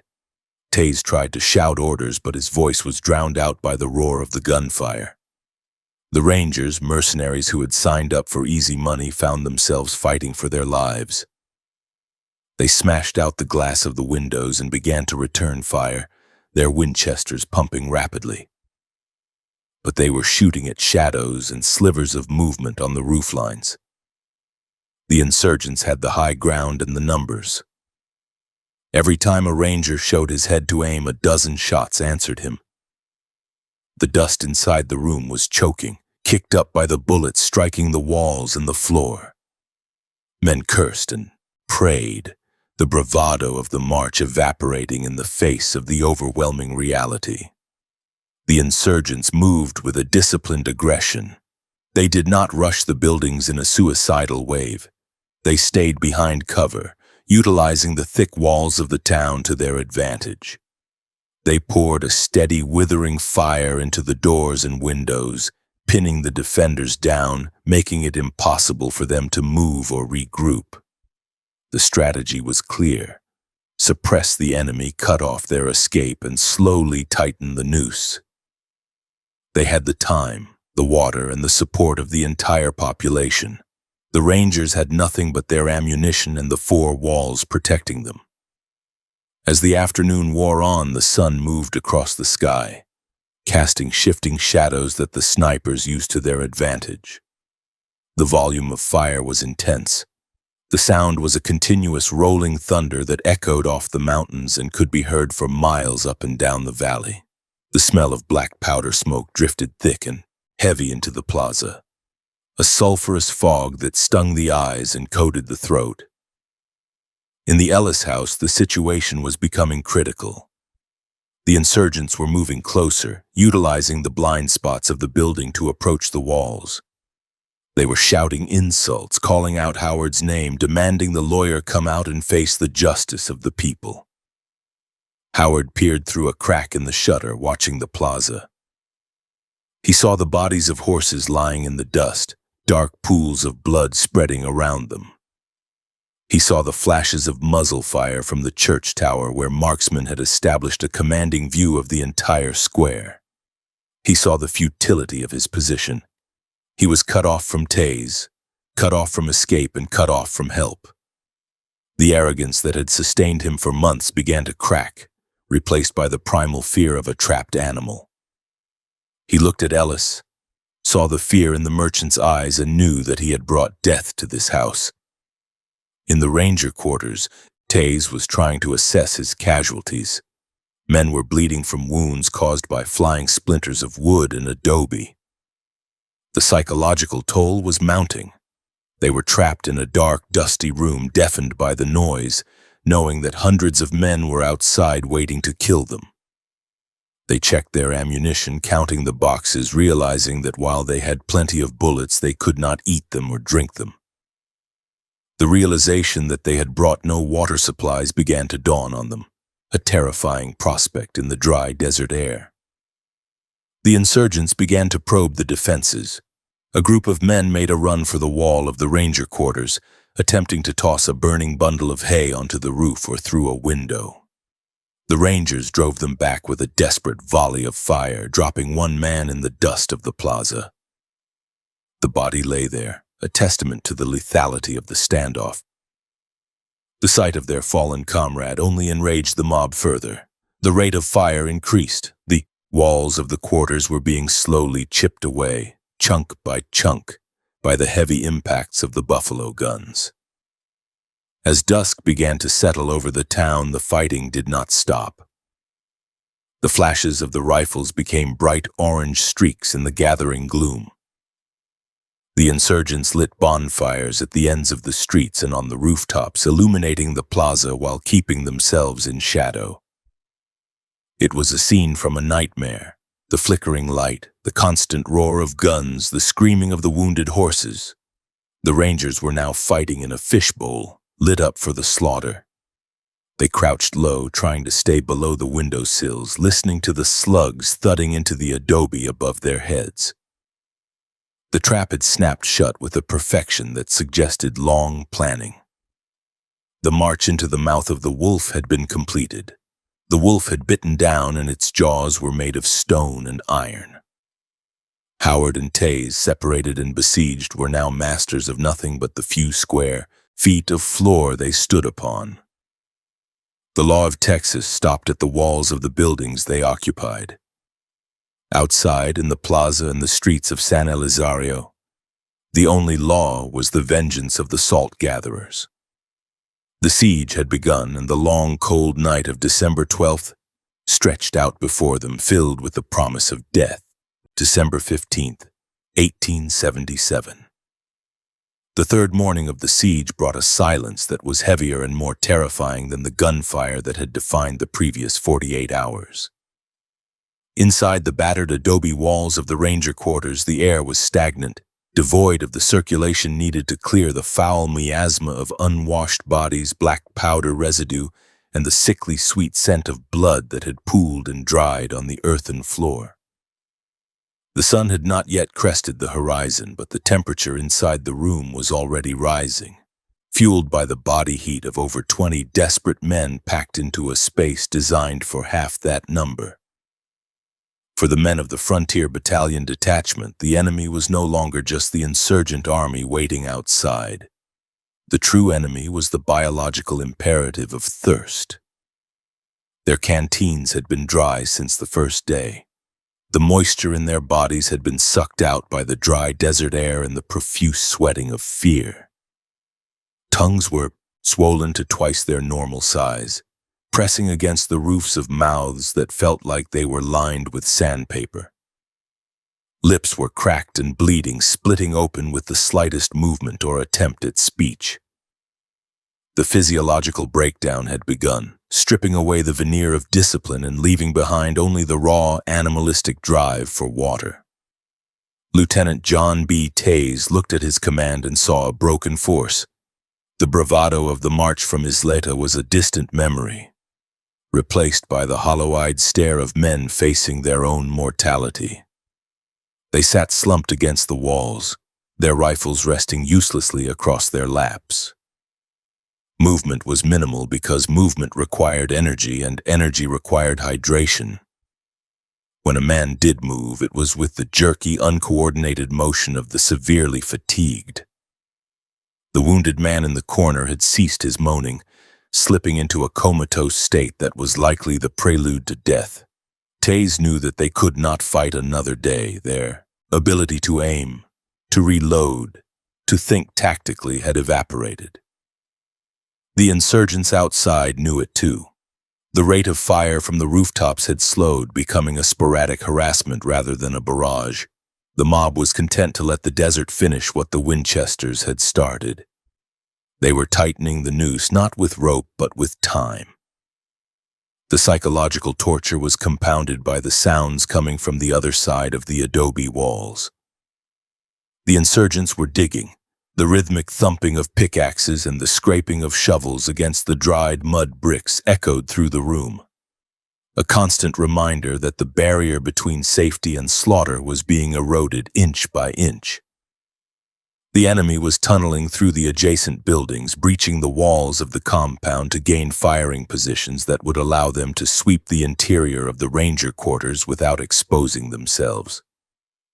Every strike of a pick was a hammer blow to the nerves of the defenders. They watched the walls, waiting for the first crack, the first crumble of dust that would signal the breach. It was a slow-motion execution, a dismantling of their fortress while they were still inside it. Charles Howard sat apart from the others, isolated by a ring of hostility that was almost palpable. The Rangers looked at him not as a leader or a charge to be protected, but as the architect of their doom. They whispered among themselves, their voices raspy croaks, discussing the value of his life against theirs. Howard stared at his hands, his face a mask of grime and despair. He offered no words of encouragement, no legal strategies. The law books were useless here. The only statute that applied was the law of survival. He knew that if the Rangers decided to trade him for water, he would be dragged out and handed over without a second thought. The loyalty of $40 a month did not extend to dying of thirst for a man they despised. As the sun climbed higher, the heat intensified. The smell from the courtyard became overpowering. The carcasses of the horses and mules slaughtered by sniper fire on the first day were bloating in the sun.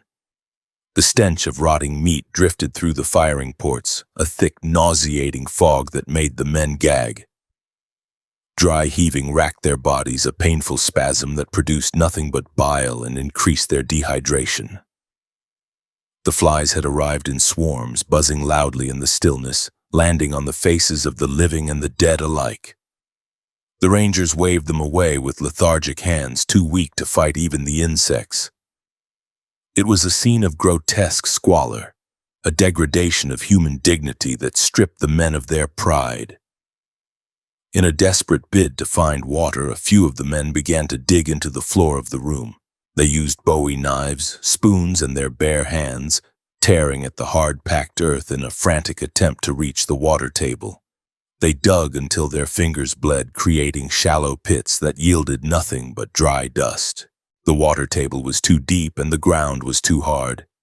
The effort only exhausted them further, accelerating their decline. They collapsed beside the holes, their chests heaving, staring into the dry earth with eyes full of defeat.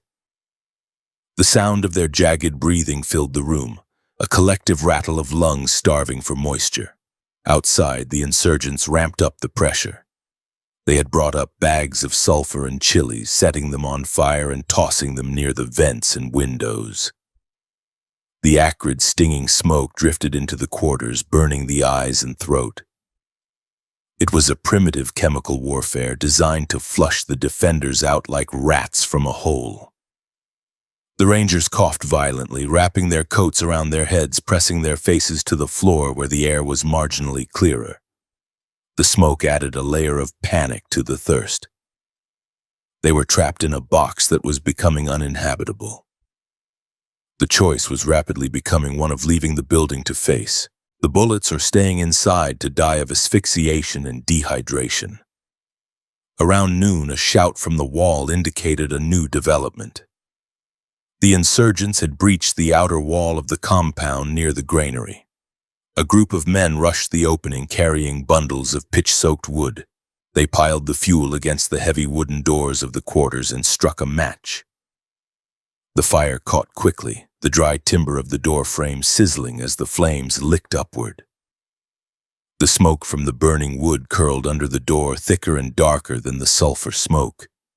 The Rangers scrambled away from the entrance, backing into the far corners of the room. They fired blindly through the door, the slugs punching through the burning wood. But the insurgents had already retreated to cover. The fire was doing the work for them. Taze ordered men to use the last of the wine and vinegar found in the storeroom to douse the flames. It was a pathetic gesture, the liquid sizzling uselessly against the inferno. They beat at the fire with blankets, smothering the flames on the inside while the outside continued to burn. They managed to extinguish the immediate threat to the door, but the heat had weakened the timber, and the smoke had filled the room completely. The attempt to save the door cost them the last of their fluid reserves. There was nothing left to drink, not even the sour wine that had provided a momentary stinging relief to a few. The sun began its descent, marking the end of the third day. The shadows lengthened across the floor, but they brought no comfort. The darkness was just another form of prison. The men were hallucinating now. One ranger claimed to hear the sound of a waterfall. Another saw his wife standing in the corner holding a pitcher of lemonade. They mumbled to these apparitions, their minds fracturing under the strain. The discipline of the unit was gone. Men stripped off their shirts, lying half naked in the dirt, trying to cool their fevered skin. They urinated in the corners, the smell adding to the foul atmosphere, unable to hold their bodily functions. They were reverting to a primal state, the veneer of civilization stripped away by 3 days of hell. John B. Taze knew that the morning would bring the end. They could not survive another day of heat.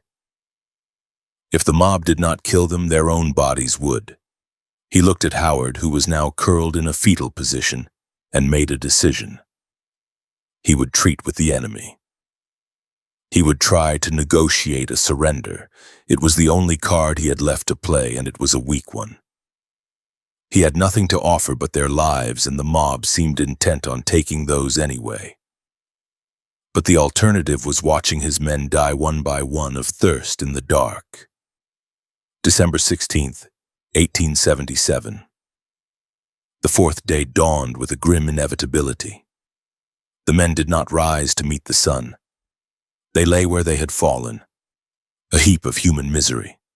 Taze pulled himself to his feet, steadying himself against the wall. His head swam with dizziness. He called out to his sergeant, a man named Mortimer, and told him to prepare a flag of truce. They found a white handkerchief stained with grime but still recognizable as a symbol of parley. Mortimer tied it to the barrel of his carbine. The men watched him with dull eyes, a flicker of hope struggling against the weight of their despair. Surrender meant water. That was all that mattered. Mortimer moved to the barricaded window and thrust the rifle barrel through the gap, waving the white cloth back and forth. The firing from the rooftops did not stop immediately. A few slugs slapped into the adobe near the window, sending showers of dust onto the floor. But then a shout went up from the plaza. "Alto el fuego, cease fire!" The command rippled down the line of insurgent positions. The roar of the guns, which had been the constant soundtrack of their lives, sputtered and died. The silence that followed was shocking. It rang in the ears of the Rangers, a physical void that felt unnatural. Taze moved to the door, unbarring it with trembling hands. He opened it a crack, peering out into the blinding light of the courtyard. A group of insurgents stood near the gate, their weapons held at the ready.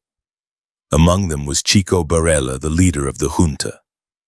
He stood tall, looking fresh and strong, a stark contrast to the emaciated figures inside the quarters. Taze called out, his voice a dry croak, asking for terms. He requested a meeting to discuss the cessation of hostilities. Barella nodded, signaling for Taze to come out.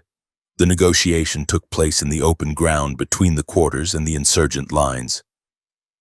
Taze walked out, blinking in the sun, feeling the eyes of hundreds of men upon him. He met Barella in the center of the courtyard. The ranger commander tried to maintain his dignity, standing as straight as his weakened body would allow. He asked for safe passage for his men and for Howard. He argued that they had done their duty and that further bloodshed was unnecessary. Barella listened, his face impassive. He knew he held all the cards. He looked at the ranger quarters, seeing the smoke drifting from the windows, smelling the rot of the horses. He knew the Americans were finished. Barella offered terms that were surprisingly generous, or so it seemed. He stated that if the Rangers surrendered their arms and Howard gave himself up, the men would be treated as prisoners of war. They would be fed and watered. Their lives would be spared. Howard would be placed on trial by the people, but he would not be summarily executed. It was a lifeline thrown to drowning men. Taze, desperate and unable to think clearly through the haze of his thirst, accepted. He did not ask for the terms in writing. He did not demand guarantees. He simply nodded, driven by the biological imperative to get water for his men. Taze returned to the quarters and relayed the news. The reaction was mixed. Some men wept with relief, the tension draining out of them in great shuddering sobs. Others were suspicious, knowing the hatred that existed between the two sides. But the promise of water overrode all caution. They began to stack their rifles in the center of the room.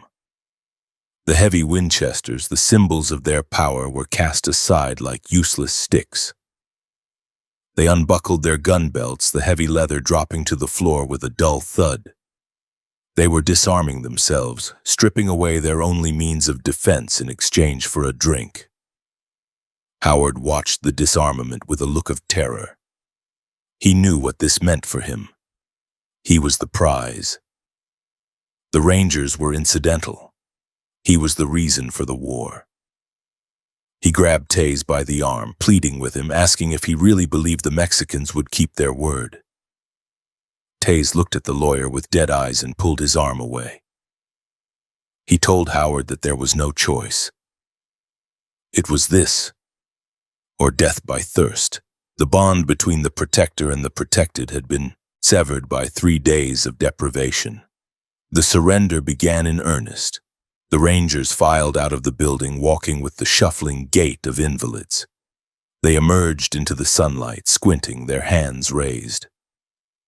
The insurgents moved in immediately, surrounding them. They did not offer water right away. First, they secured the prisoners, patting them down for hidden weapons, tying their hands behind their backs.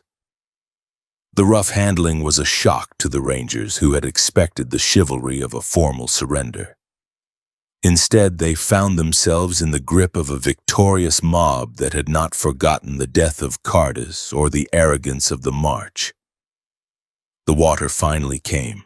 It was brought in buckets from the well that had cost Atkinson his leg. The Rangers threw themselves at the buckets, burying their faces in the water, drinking with a frantic, animalistic intensity. They gulped the liquid down, choking and sputtering, water spilling down their chins and soaking their filthy shirts. It was the sweetest thing they had ever tasted. It revived them, bringing a flush of color back to their gray faces, but it also sealed their fate. They had sold their weapons for this water. They were no longer Rangers. They were captives. Howard was the last to leave the room. He walked out into the courtyard, his head bowed. A roar went up from the crowd when they saw him. It was a sound of pure, unadulterated hatred. Men pushed forward, spitting at him, shouting curses. Barella stepped in, holding back the mob with a raised hand. But the look he gave Howard was not one of mercy. It was the look of a jailer surveying a condemned man. Howard was seized and bound tighter than the others.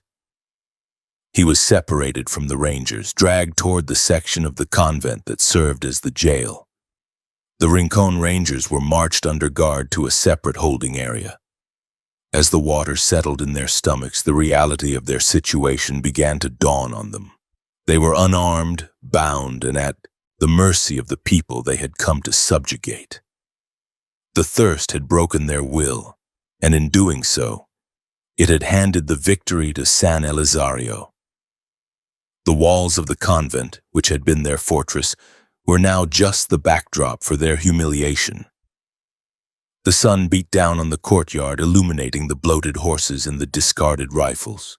The siege was over, the thirst had won. December 13th, 1877. The sun rose over San Elizario on the second day of the siege, revealing a town that had been transformed from a quiet farming community into a jagged landscape of war. The morning light did not bring warmth. Instead, it illuminated the desperate reality of the men trapped within the adobe structures surrounding the plaza.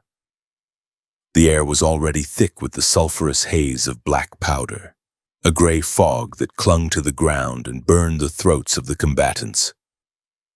Inside the Ellis house, Charles Howard crouched beneath the sill of a shattered window, his eyes stinging from the sleepless night and the constant grit that filled the air.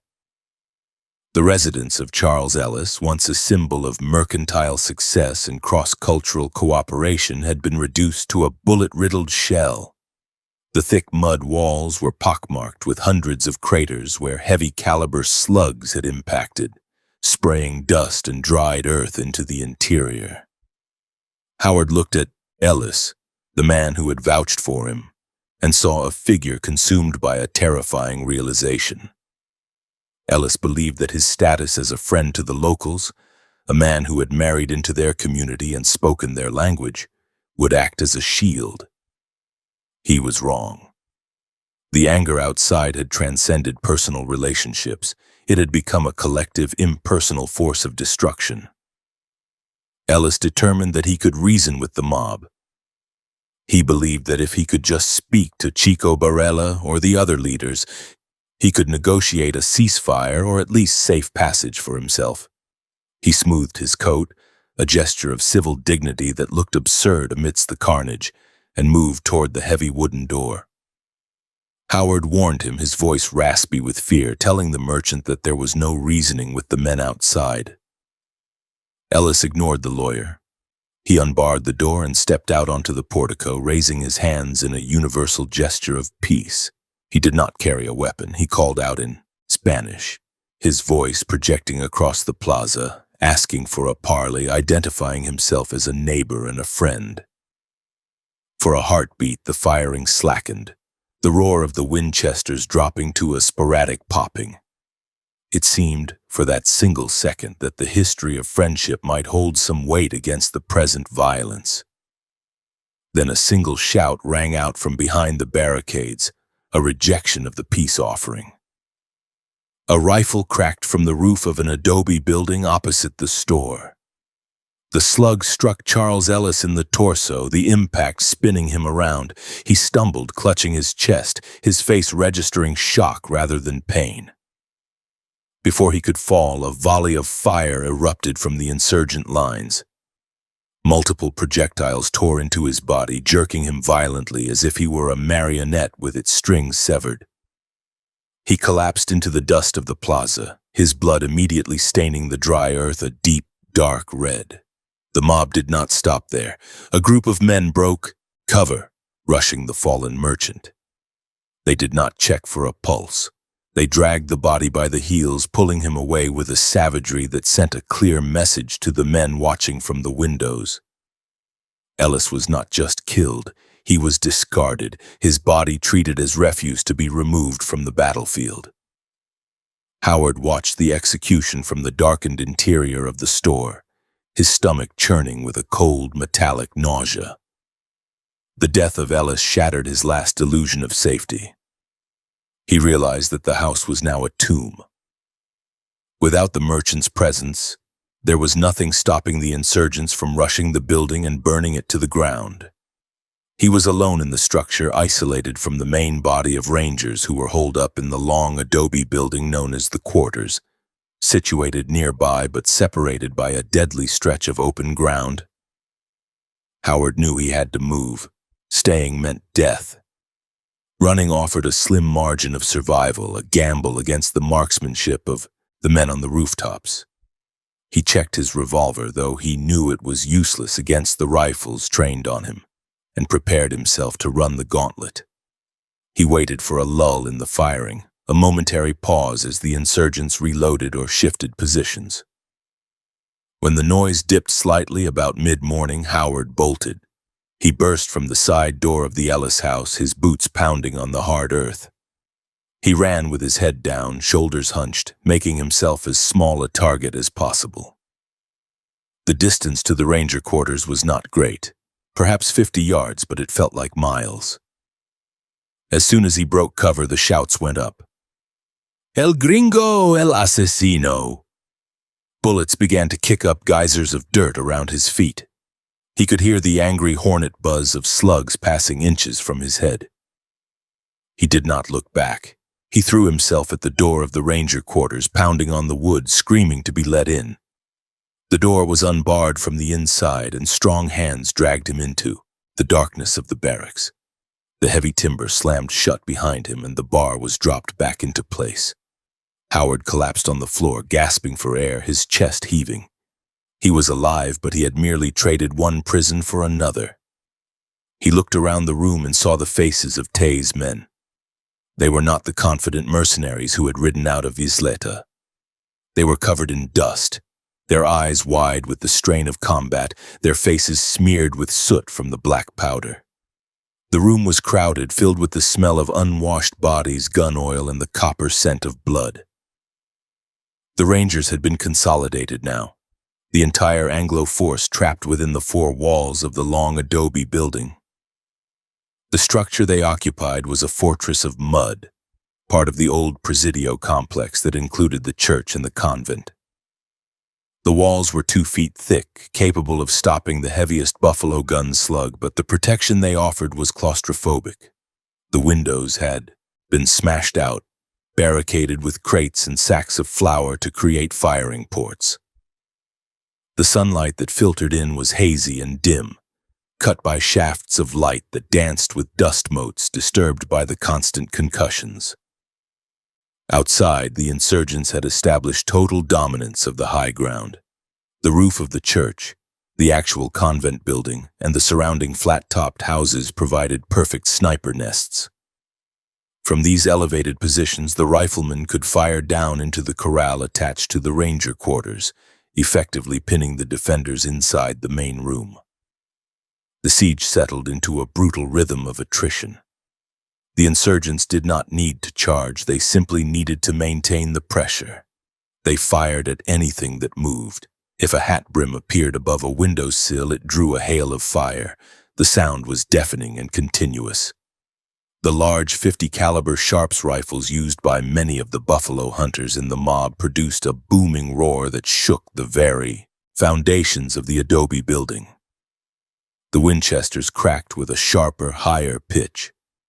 Inside the quarters, the Rangers returned fire sparingly.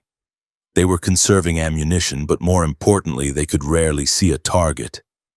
They were shooting at puffs of smoke and the flash of muzzles, while the enemy had clear lines of sight into their position. Casualties began to mount inside the crowded room. A Ranger, moving carelessly past a window, was struck in the shoulder. The heavy projectile shattered the bone, sending him spinning to the floor in a spray of red mist. His screams filled the room, a raw animal sound that unnerved the other men. There was no doctor, no morphine, and no clean bandages. His comrades tore strips from a shirt to bind the wound, but the blood soaked through the cloth almost immediately. The injured man was dragged to a back corner where he lay moaning, his face gray with shock. The reality of their mortality hung heavy in the stagnant air. These men were mercenaries fighting for $40, and as they watched their friend bleed out on the dirt floor, the value of that money evaporated. As the afternoon of December 13th wore on, the temperature inside the quarters rose. The collective body heat of over 20 men combined with the lack of ventilation turned the room into an oven. Sweat ran down their faces, stinging their eyes and turning the dust on their skin into mud. But the heat brought a new, more terrifying enemy: thirst. In the haste to retreat from the plaza the previous day and in the arrogance of their planning, they had failed to secure a water supply. There were no barrels in the room. The well was located in the courtyard outside, a mere 20 paces away, but it might as well have been on the moon. The courtyard was a kill zone swept by the fire of the snipers on the church roof. By evening, the canteens were dry. The men began to lick their cracked lips, their tongues feeling swollen and heavy in their mouths. The taste of gunpowder residue was constant, a salty, bitter grit that coated their throats and increased their desire for water. Taze, trying to maintain some semblance of command, ordered rationing of the few drops left, but there was nothing to ration. He looked at Howard, who sat silently against the wall, and saw a man who had retreated into his own mind. Howard offered no legal arguments now. He stared at the floor, perhaps seeing the face of Louis Cardis in the patterns of the dirt. Nightfall on the 13th brought no relief from the siege. The firing continued, though the insurgents shifted tactics. Under the cover of darkness, they moved closer. They utilized the complex architecture of the town, burrowing through the adobe walls of adjacent buildings to get within point-blank range of the ranger quarters. The rangers could hear the muffled sounds of pickaxes striking dried mud, a scraping, thumping noise that sounded like rats gnawing through a ship's hull. The enemy was literally digging their way toward them. Taze ordered men to the loopholes to fire blindly into the darkness, trying to discourage the sappers. But the digging continued, relentless and terrifying. The cold returned with the dark. The sweat on the men's bodies chilled, sending shivers through their exhausted frames. They huddled together for warmth, clutching their rifles. Sleep was impossible. Every snap of a twig, every shout from the darkness jerked them back to full alertness. The insurgents taunted them from the darkness, calling out the names of the men inside, promising them death at dawn. They sang songs, corridos composed on the spot about the bravery of the people and the cowardice of the wrenches. The psychological warfare was as effective as the gunfire. It eroded the will to fight, replacing it with a fatalistic dread. The dawn of December 14th broke gray and bleak. The situation inside the convent-like quarters had deteriorated significantly. The thirst was now an acute physical pain. Men were dry heaving, their bodies demanding fluid that was not there. The wounded man in the corner had fallen silent, his breathing shallow and ragged. The smell in the room was overpowering, the stench of excrement, as there was no way to leave the building to relieve themselves, mixed with the rot of the dying horses in the corral.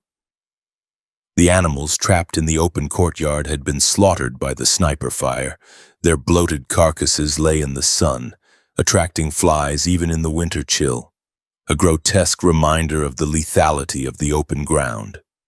The insurgents stepped up their attack with the new light. They had managed to position marksmen in the building directly adjacent to the quarters. They began to fire through the walls at extreme close range. Bullets punched through the adobe where it was thinnest, or through the barricaded windows, thudding into the opposite walls or ricocheting wildly around the room. The rangers were forced to lie flat on the floor to avoid the crossfire. They were pinned down so effectively that they could not even stand up to stretch their cramped limbs. They crawled like insects, dragging their rifles through the dirt. John B. Taze, the surveyor-turned-commander, realized the hopelessness of his position. He had no plan to extract his men. He had expected a quick skirmish, not a protracted siege against a superior force. He looked at his men and saw the accusation in their eyes. They knew he had led them into a trap. They knew that Howard's arrogance had signed their death warrants. The discipline of the unit, tenuous at best, began to fracture. Arguments broke out in hushed, raspy whispers. Some men wanted to surrender immediately, arguing that the mob only wanted Howard. Others argued that the mob would kill them all regardless, and that they should save the last bullet for themselves. Midday on the 14th, a ranger named Atkinson, desperate with thirst, volunteered to make a run for the well. He grabbed a bucket and waited by the back door. His comrades provided covering fire, unleashing a rapid volley at the church roof to suppress the snipers. Atkinson kicked the door open and sprinted into the sunlight. He made it 5 steps before the hammer fell. A slug caught him in the leg, shattering his knee. He went down screaming, the bucket clattering away uselessly. He tried to crawl back to the door, dragging his ruined leg. 2 rangers reached out, grabbing his coat, and hauled him back inside just as the dust around the doorway erupted with fresh impacts. The attempt had failed. There would be no water. The failure to secure water broke the spirit of the defenders.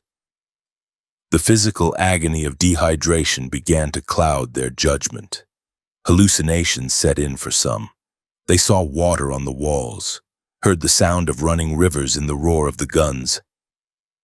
The saliva in their mouths turned to a thick, glue-like paste they could barely swallow. The simple act of speaking required immense effort. Howard remained silent, his eyes hollow. He had ceased to be a participant in the events. He was merely cargo, the object of the war, but no longer a player in it. The insurgents, sensing the weakening of the resolve inside, pressed their advantage. They began to toss burning rags soaked in coal oil onto the roof of the quarters. The roof was made of vigas and packed earth, not easily flammable, but the smoke from the smoldering rags drifted down into the room, adding to the choking atmosphere. The coughs of the men were dry and hacking, tearing at their parched throats. They used their coat sleeves to cover their faces, trying to filter the air, but the smoke was everywhere. It stung their eyes, making them water, a cruel irony in a room dying of thirst. Chico Barella, directing the siege from the plaza, kept his men disciplined. He did not order a suicidal charge. He knew time was on his side. He knew that thirst was a more efficient killer than a bullet. He tightened the noose slowly. He rotated his men, allowing them to eat and rest while others kept up the fire. The insurgents were fresh, fed, and watered. The contrast between the two sides was absolute. The besiegers were growing stronger, their confidence swelling with every hour. The besieged were withering, their strength evaporating with their bodily fluids. As the sun began to set on the 14th, the interior of the ranger quarters was a scene from hell. The floor was littered with spent brass casings, bloody rags, and the bodies of the living who looked like the dead. The moans of the wounded were the only conversation. Taze sat with his head in his hands. He knew they could not survive another day. The water was the key. Without it, they were finished. The walls of the convent quarters, which had been their protection, had become their coffin. The mud bricks held the heat and the smell, sealing them in with their own despair. The firing outside did not cease with the twilight. It continued, a relentless reminder that the world outside wanted them dead. The flashes of the guns were the only light in the room. Each flash illuminated the terror on the faces of the men. They were trapped within the mud walls, caught in a vice grip that was slowly, agonizingly crushing the life out of them. The second day of the siege ended not with a bang, but with the dry, rasping sound of men trying to breathe in a room devoid of hope. The night stretched out before them, an eternity of darkness and thirst, waiting for a dawn that promised only more of the same. December 17th, 1877.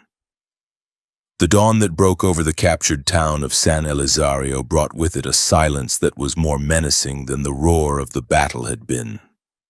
The sun crested the horizon line, bathing the plaza in a cold, hard light that revealed the scars of the siege in stark relief.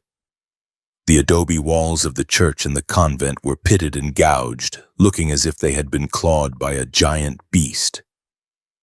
The carcasses of the horses in the courtyard had begun to decompose rapidly, their stiff legs pointing toward the sky, the smell of death hanging heavy and sweet in the morning air. Inside the makeshift prison where the Texas Rangers were being held, the mood was one of paralyzing uncertainty. They had surrendered their weapons and their dignity in exchange for water, believing that the terms of the truce would protect them. They sat on the dirt floor, their hands bound with rawhide thongs that cut into their wrists, listening to the sounds of the town waking up outside. It was not the sound of a community returning to its daily routine. It was the sound of a tribunal assembling. The victory of the previous day had given way to a need for a final accounting, a blood price that had to be paid to balance the scales of the valley. Chico Barella, the leader of the insurgent forces, stood in the center of the plaza, surrounded by his lieutenants and the hundreds of armed men who had prosecuted the siege. The atmosphere was volatile. The discipline that had held the mob together during the fighting was fraying at the edges, replaced by a chaotic demand for vengeance.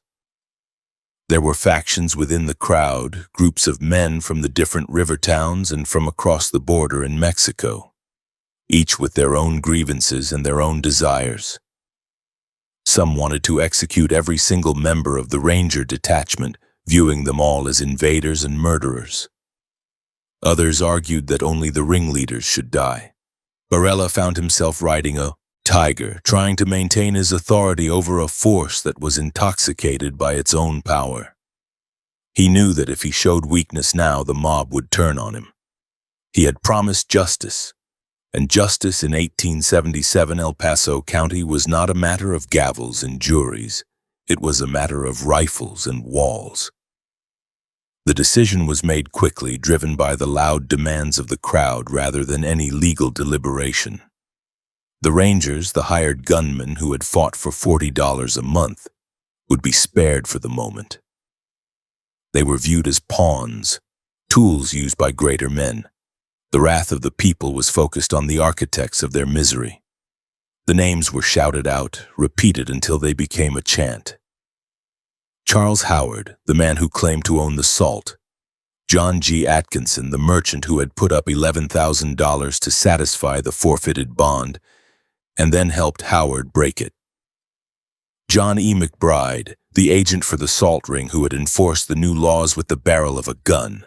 These three men were separated from the rest of the prisoners. They were dragged from the holding cell, their boots scraping furrows in the dust, and brought out into the blinding sunlight of the courtyard. Charles Howard emerged first.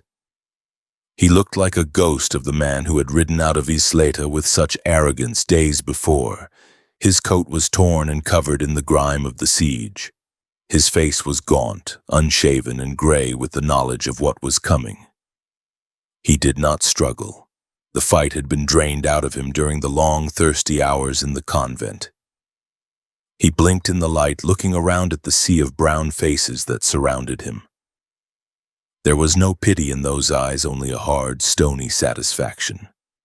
He was the author of this tragedy, and now he was being forced to read the final page. He stood somewhat unsteadily, his hands tied behind his back, waiting for the verdict that had already been delivered. John G. Atkinson was brought out next. He was a man who had built a life in the valley, a man who spoke the language and knew the customs. He had believed that his connections would save him, that money could fix this as it had fixed so many things in the past. But as he looked at the crowd, he realized that his currency was worthless here. He began to speak in Spanish, his voice rising in panic, trying to appeal to the men he had traded with for years. He called them by name, reminding them of past favors, of credit extended in his store. His words were met with silence or jeers. The time for commerce was over. He was no longer a merchant, he was a traitor who had sided with the enemy against his neighbors. His pleading only seemed to stoke the anger of the mob, a reminder of the arrogance that had led them to this point. John E. McBride was the last to join the condemned group.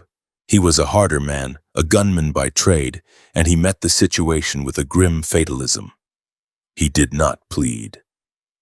He looked at the firing squad assembling against the far wall and understood the mechanics of what was about to happen. He was a soldier of fortune who had drawn the losing hand. He stood beside Howard and Atkinson, completing the trinity of the condemned. The three men stood in the center of the courtyard, isolated by a wide circle of empty ground, while the rest of the Rangers watched from the barred windows of their prison, terrified that they would be next. The procession to the place of execution was short. There was no long march to a distant hill. The killing ground was right there, within the walls of the town they had tried to subdue. The insurgents selected a sturdy adobe wall on the side of the plaza, a surface that would catch the slugs and stop them from flying into the gathered crowd. The three men were marched to the wall. The dust swirled around their legs, kicked up by the wind that blew down the valley. The noise of the crowd dropped to a low murmur, the hush of anticipation. This was the climax of the war, the moment the salt was reclaimed not just by decree but by blood. The firing squad was not a disciplined military unit standing in a neat row. It was a collection of volunteers, men who stepped forward claiming the right to fire the fatal shots. They carried a mix of weapons, Winchester repeaters, old muzzle loaders, and heavy Sharps buffalo guns. They jostled for position, forming a ragged line 20 paces from the wall.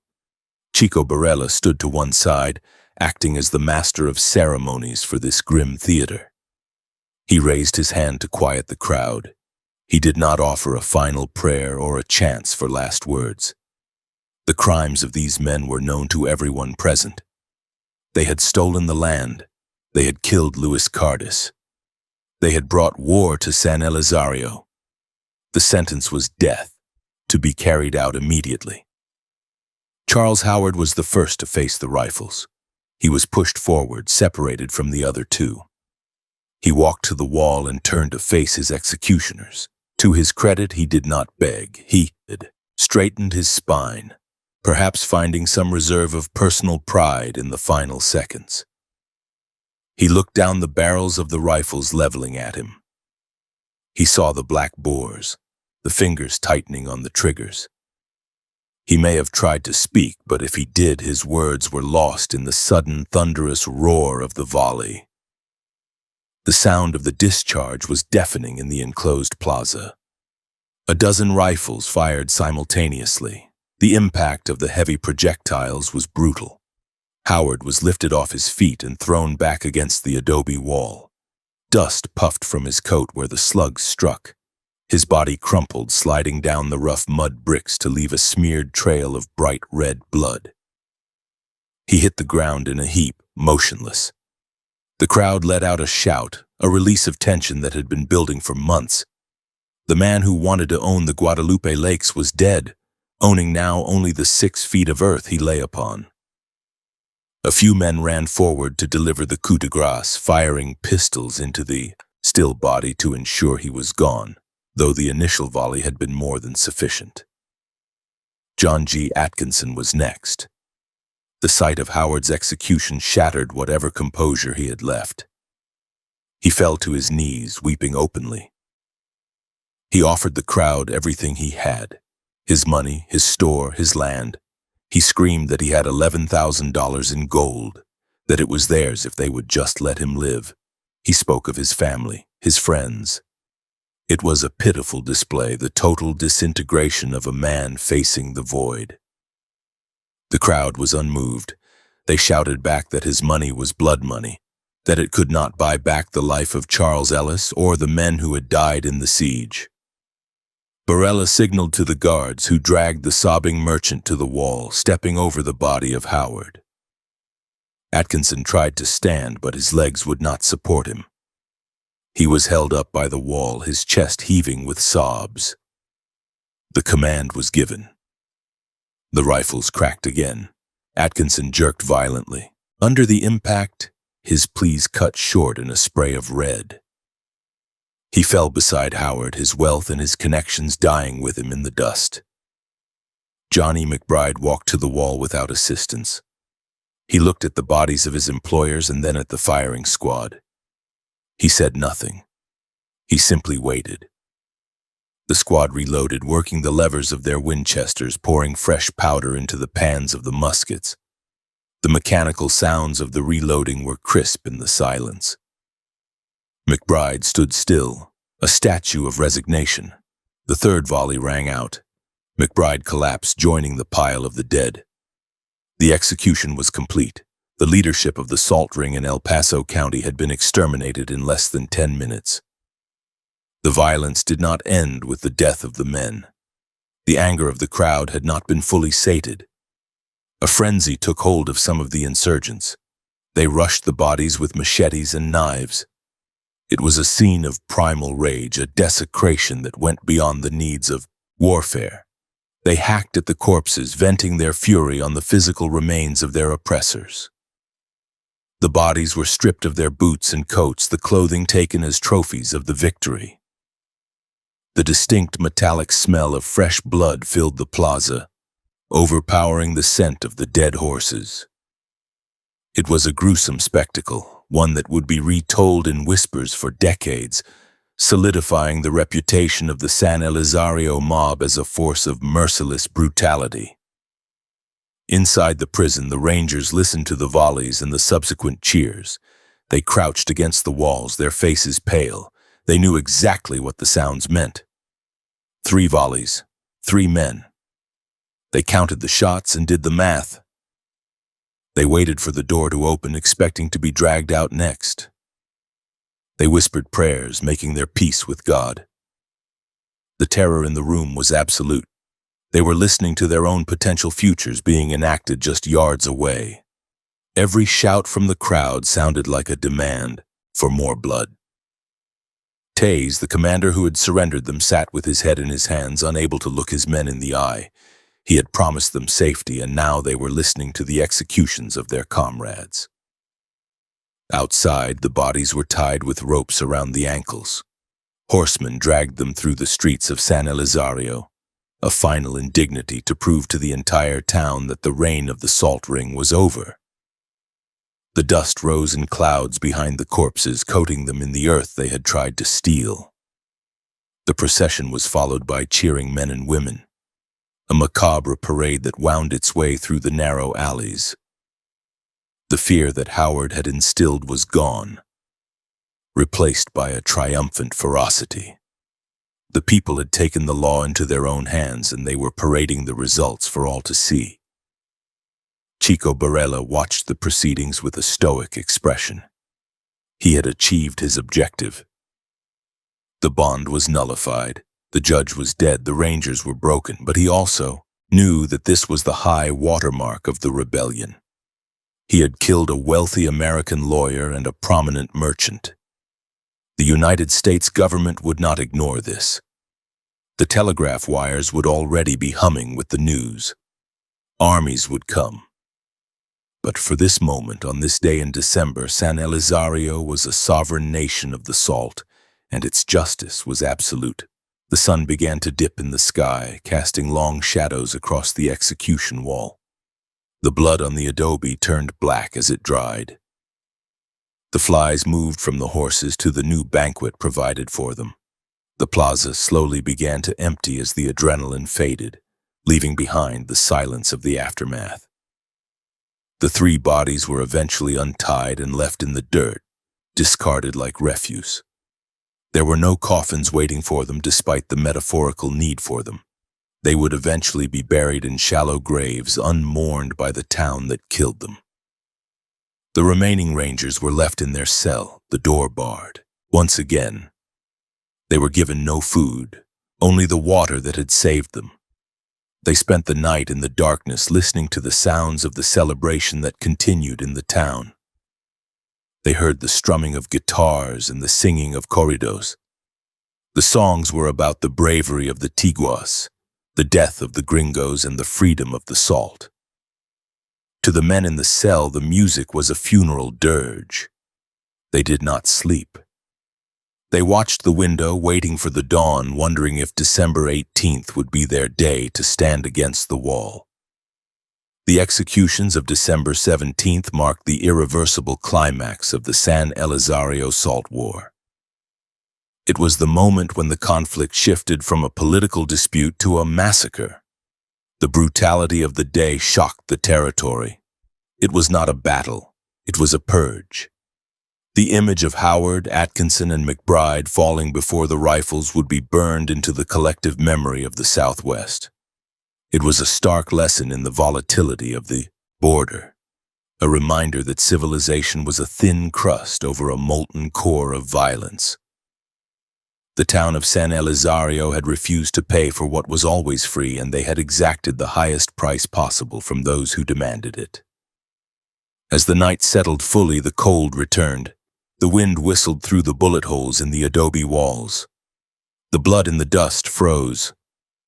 The town slept the sleep of the exhausted and the victorious, while the ghosts of the 3 men wandered the plaza, forever bound to the place where their ambition had met the firing squad. The war was technically over, but the reckoning was far from complete. The Iron Horse was coming, and with it a new wave of men who would not be so easily defeated. But that was a worry for tomorrow. Tonight the salt was free. December 18th, 1877. The release of the surviving Texas Rangers from the makeshift prison in the San Elizario convent was not an act of mercy, but an act of dismissal. The morning following the executions, the heavy timber doors were unbarred, and the men of the Rincon detachment were ordered out into the plaza. They walked with the stiffness of men who had slept on cold dirt, their uniforms filthy, their faces gaunt from the dehydration of the siege. They expected to be lined up against the adobe wall where Charles Howard had died, but instead they were met with a chilling indifference. The insurgent leaders, including Chico Barela, had determined that the blood debt was paid. The 3 men responsible for the conflict were dead. The hired guns were simply stripped of their horses and weapons and told to walk back to Isleta. It was a humiliating eviction. The Rangers, who had ridden into town as a conquering army, limped out as beggars, watching their backs as they trudged down the dusty road, leaving behind a town that had effectively declared its independence from the United States. However, the victory in San Elizario was a hollow structure built on a foundation of sand. As the Rangers retreated, the telegraph wires began to hum with a frantic energy that would spell the doom of the uprising. The news of the executions of Howard, Atkinson, and McBride hit the state capitol and Washington, D.C. like a thunderclap. The narrative that traveled over the wires was not one of a local resource dispute or a community defending its rights. It was a story of a Mexican mob slaughtering American officials and declaring open war on the government.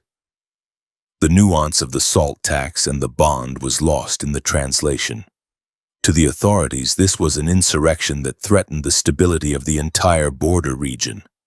The response was no longer left to local sheriffs or volunteer rangers. The federal government mobilized the heavy machinery of the United States Army. Colonel Edward Hatch, commander of the District of New Mexico, received his orders and moved with professional speed. He mobilized the 9th Cavalry, the famous Buffalo Soldiers, black troopers who had spent years fighting the Apache and patrolling the desolate stretches of the frontier. These were disciplined regulars, men who rode with a grim efficiency and followed orders without question. They rode south from Fort Bayard and other posts, their columns kicking up long trails of dust that could be seen for miles. Alongside them rode a second force, one far more dangerous to the people of the valley. Sheriff Charles Kerber, humiliated by his inability to stop the violence, had raised a new posse. This group was not interested in law enforcement. They were interested in retribution. They were composed of the remnants of the Ranger detachment, friends of the slain men, and drifters who smelled the opportunity for plunder. By the time the military columns converged on El Paso County in late December, the atmosphere had shifted from triumph to terror. The people of San Elizario, seeing the dust clouds on the horizon, realized that the consequences of their actions were approaching in the form of hundreds of cavalrymen. The 9th Cavalry entered the town with sabers rattling and carbines at the ready. The troopers secured the plaza, setting up a perimeter that effectively placed the town under martial law. Colonel Hatch was a soldier, and he viewed the situation as a military problem to be solved with military precision. He sought to restore order, to disarm the population, and to arrest the ringleaders identified by the surviving Anglos. However, the presence of the regular army provided a shield for the irregular violence of the sheriff's posse. While the Buffalo Soldiers patrolled the streets and manned the checkpoints, the posse roamed the countryside with a list of names and a thirst for vengeance. They rode at night, masked by the darkness, descending on isolated ranchos and farmhouses. They kicked in doors, dragging men from their beds in front of their screaming wives and children. The accusations were summary. Anyone suspected of being part of the mob or even sympathetic to it was a target. The posse acted as judge, jury, and executioner. Bodies began to appear in the irrigation ditches and the thickets of mesquite, men shot in the back of the head or hanged from the cottonwood trees. The atrocities committed during this period of pacification were brutal and widespread. The posse, acting under the color of authority but without the restraint of the military code, looted the homes of the valley. They took everything of value: silverware, livestock, grain, and family heirlooms. They smashed what they could not carry, destroying the meager possessions of families who had lived in the valley for generations. The violence was not limited to property. There were reports of rapes, of women assaulted by men who viewed the entire population as an enemy to be punished. The terror was absolute. The people of San Elizario, who had stood so defiantly against the Rangers, found themselves helpless against this new wave of aggression. The riflemen who had manned the rooftops during the siege had largely melted away, hiding in the mountains or fleeing south, leaving the civilians to bear the brunt of the retaliation. Taze, the commander of the failed Ranger expedition, was among those riding with the posse. He sought to wash away the stain of his surrender with the blood of his former captors. He identified men who had been present in the plaza, pointing them out to the gunmen. The distinction between a combatant and a bystander was ignored. To be a Mexican male in San Elizario in late December 1877 was to be a suspect. The jails in Isleta and El Paso filled to capacity, but many prisoners never made it that far.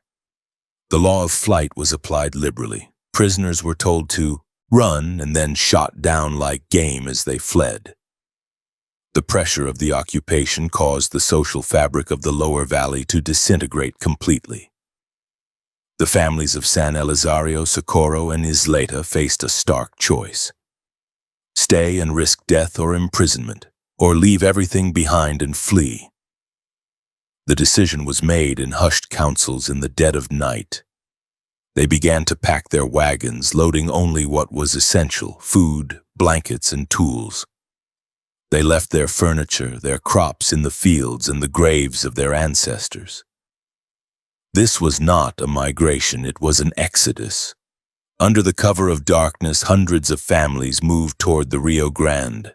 The river, low and cold in the winter, was the only barrier between the terror of the Texas side and the safety of Mexico. The crossing was a scene of tragic desperation. Ox carts struggled through the mud of the riverbank, the wheels sinking deep into the mire. Women carried infants wrapped in shawls to protect them from the biting wind. Men looked back at their homes, seeing the smoke rising from the chimneys for the last time. They crossed into the towns of Guadalupe and San Ignacio on the Mexican side, becoming refugees in a land that was technically their own, but practically a world away from the farms they had built. The population of San Elizario collapsed overnight. The town that had been the county seat, the largest settlement in the region, became a shell of its former self. The adobe houses stood empty, the doors swinging in the wind, the silence of the plaza broken only by the hoofbeats of the cavalry horses. Colonel Hatch, observing the brutality of the posse and the flight of the populace, eventually tried to rein in the violence, but the damage was done. The valley had been cleaned out. The leadership of the resistance was either dead or in exile. Chico Barela, the man who had ordered the execution of Howard, fled across the river, disappearing into the vastness of Mexico, never to face an American court. The grand juries convened in El Paso handed down dozens of indictments for murder and riot, but there was no one left to arrest. The warrants gathered dust in the sheriff's office, legal artifacts of a war that had ended in displacement. With the resistance broken and the population scattered, the question of the Salt Lakes was settled not by a court ruling, but by the reality of possession. The claim established by Charles Howard and his father-in-law, George Zimpelman, was now enforceable. There was no one left to challenge it. The carreteros who had once driven their wagons freely to the Guadalupe Flats were gone. Those who remained in the valley accepted the new order with the resignation of the conquered. If they wanted salt, they paid the fee. The white sands of the lakes, once a communal commons, were now private property, fenced off by the invisible but ironclad lines of American law. The era of free salt, which had sustained the valley for a century, was over. The aftermath of the Salt War fundamentally changed the demographic and political landscape of El Paso County. The Mexican majority, while still numerically superior, had been politically decapitated. The Anglo minority, backed by the military and the state government, consolidated their control over the land and the resources. The Salt Ring may have lost its most vocal advocate in Howard, but it won the war. The economic power shifted decisively to the merchants and bankers of El Paso. The town of San Elizario, once the rival of El Paso, faded into obscurity. It became a quiet, dusty village bypassed by the progress that was rushing toward the frontier. That progress arrived in the form of the railroad. In the years immediately following the Salt War, the Southern Pacific and other rail lines began to push their tracks across the desert. The Iron Horse was the final nail in the coffin of the old border way of life. The railroad brought new settlers, new goods, and a new economy that had no place for ox carts and communal salt gathering. It connected El Paso to the rest of the nation, ending the isolation that had allowed the feud to fester. The violence of 1877 was soon overshadowed by the boom of the 1880s. The roar of the steam engines replaced the roar of the buffalo guns. Sheriff Kerber continued to hold office, his power cemented by the ruthless suppression of the uprising. The memories of the killings, the executions in the plaza, and the murders in the night were suppressed, spoken of only in whispers by the families who remained. The official history was written by the victors. Howard was painted as a martyr to law and order, a civilized man killed by a savage mob. The insurgents were dismissed as bandits and revolutionaries. The complexity of the conflict, the clash of two legal systems, two cultures, and two views of the land, was flattened into a simple story of rebellion and punishment. The physical scars of the war remained visible for years. The bullet holes in the walls of the San Elizario church and convent were eventually plastered over, but the structure retained the memory of the siege. The graves of Howard, Atkinson, and McBride were largely unmarked, their locations known but uncelebrated.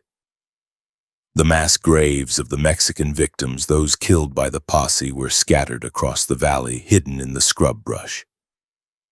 The land itself seemed to hold the trauma. The salt lakes continued to shimmer in the sun, indifferent to the blood that had been shed for them.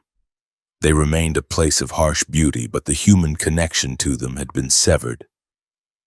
As the 1870s turned into the 1880s, the American legal system solidified its grip. The courts operated without interruption. Titles to land were surveyed and recorded. The chaotic personal nature of frontier justice was replaced by the cold bureaucracy of the state. The Salt War became a cautionary tale, a brutal example of what happened when the old customs collided with the new ambition. The men who had marched, fought, and died were slowly forgotten, their names fading from the records. In the end, the peace that settled over the Rio Grande Valley was the peace of the graveyard. The vibrant, independent spirit of the river communities had been crushed. The war zone that Main Street had become was now just a street again, quiet and empty. The trapped men, both the rangers in the convent and the insurgents in their own history, were gone. The border had been tamed, not by justice but by superior firepower and the relentless march of a civilization that measured value in dollars rather than tradition. The salt was safe for commerce. The people were gone, and the wind blowing down from the Guadalupe Mountains carried nothing but the dust of the dead. The silence of the San Elizario Plaza in the years that followed was profound. It was a place where history had turned a corner, violently. The adobe buildings, melting slowly back into the earth under the rain and sun, stood as silent witnesses to the week when the town refused to pay for what was free. The story was etched into the very mud of the walls, a grit that could not be washed away. The war was over, but the scar across the valley would never fully heal. It was the price of the salt, paid in full.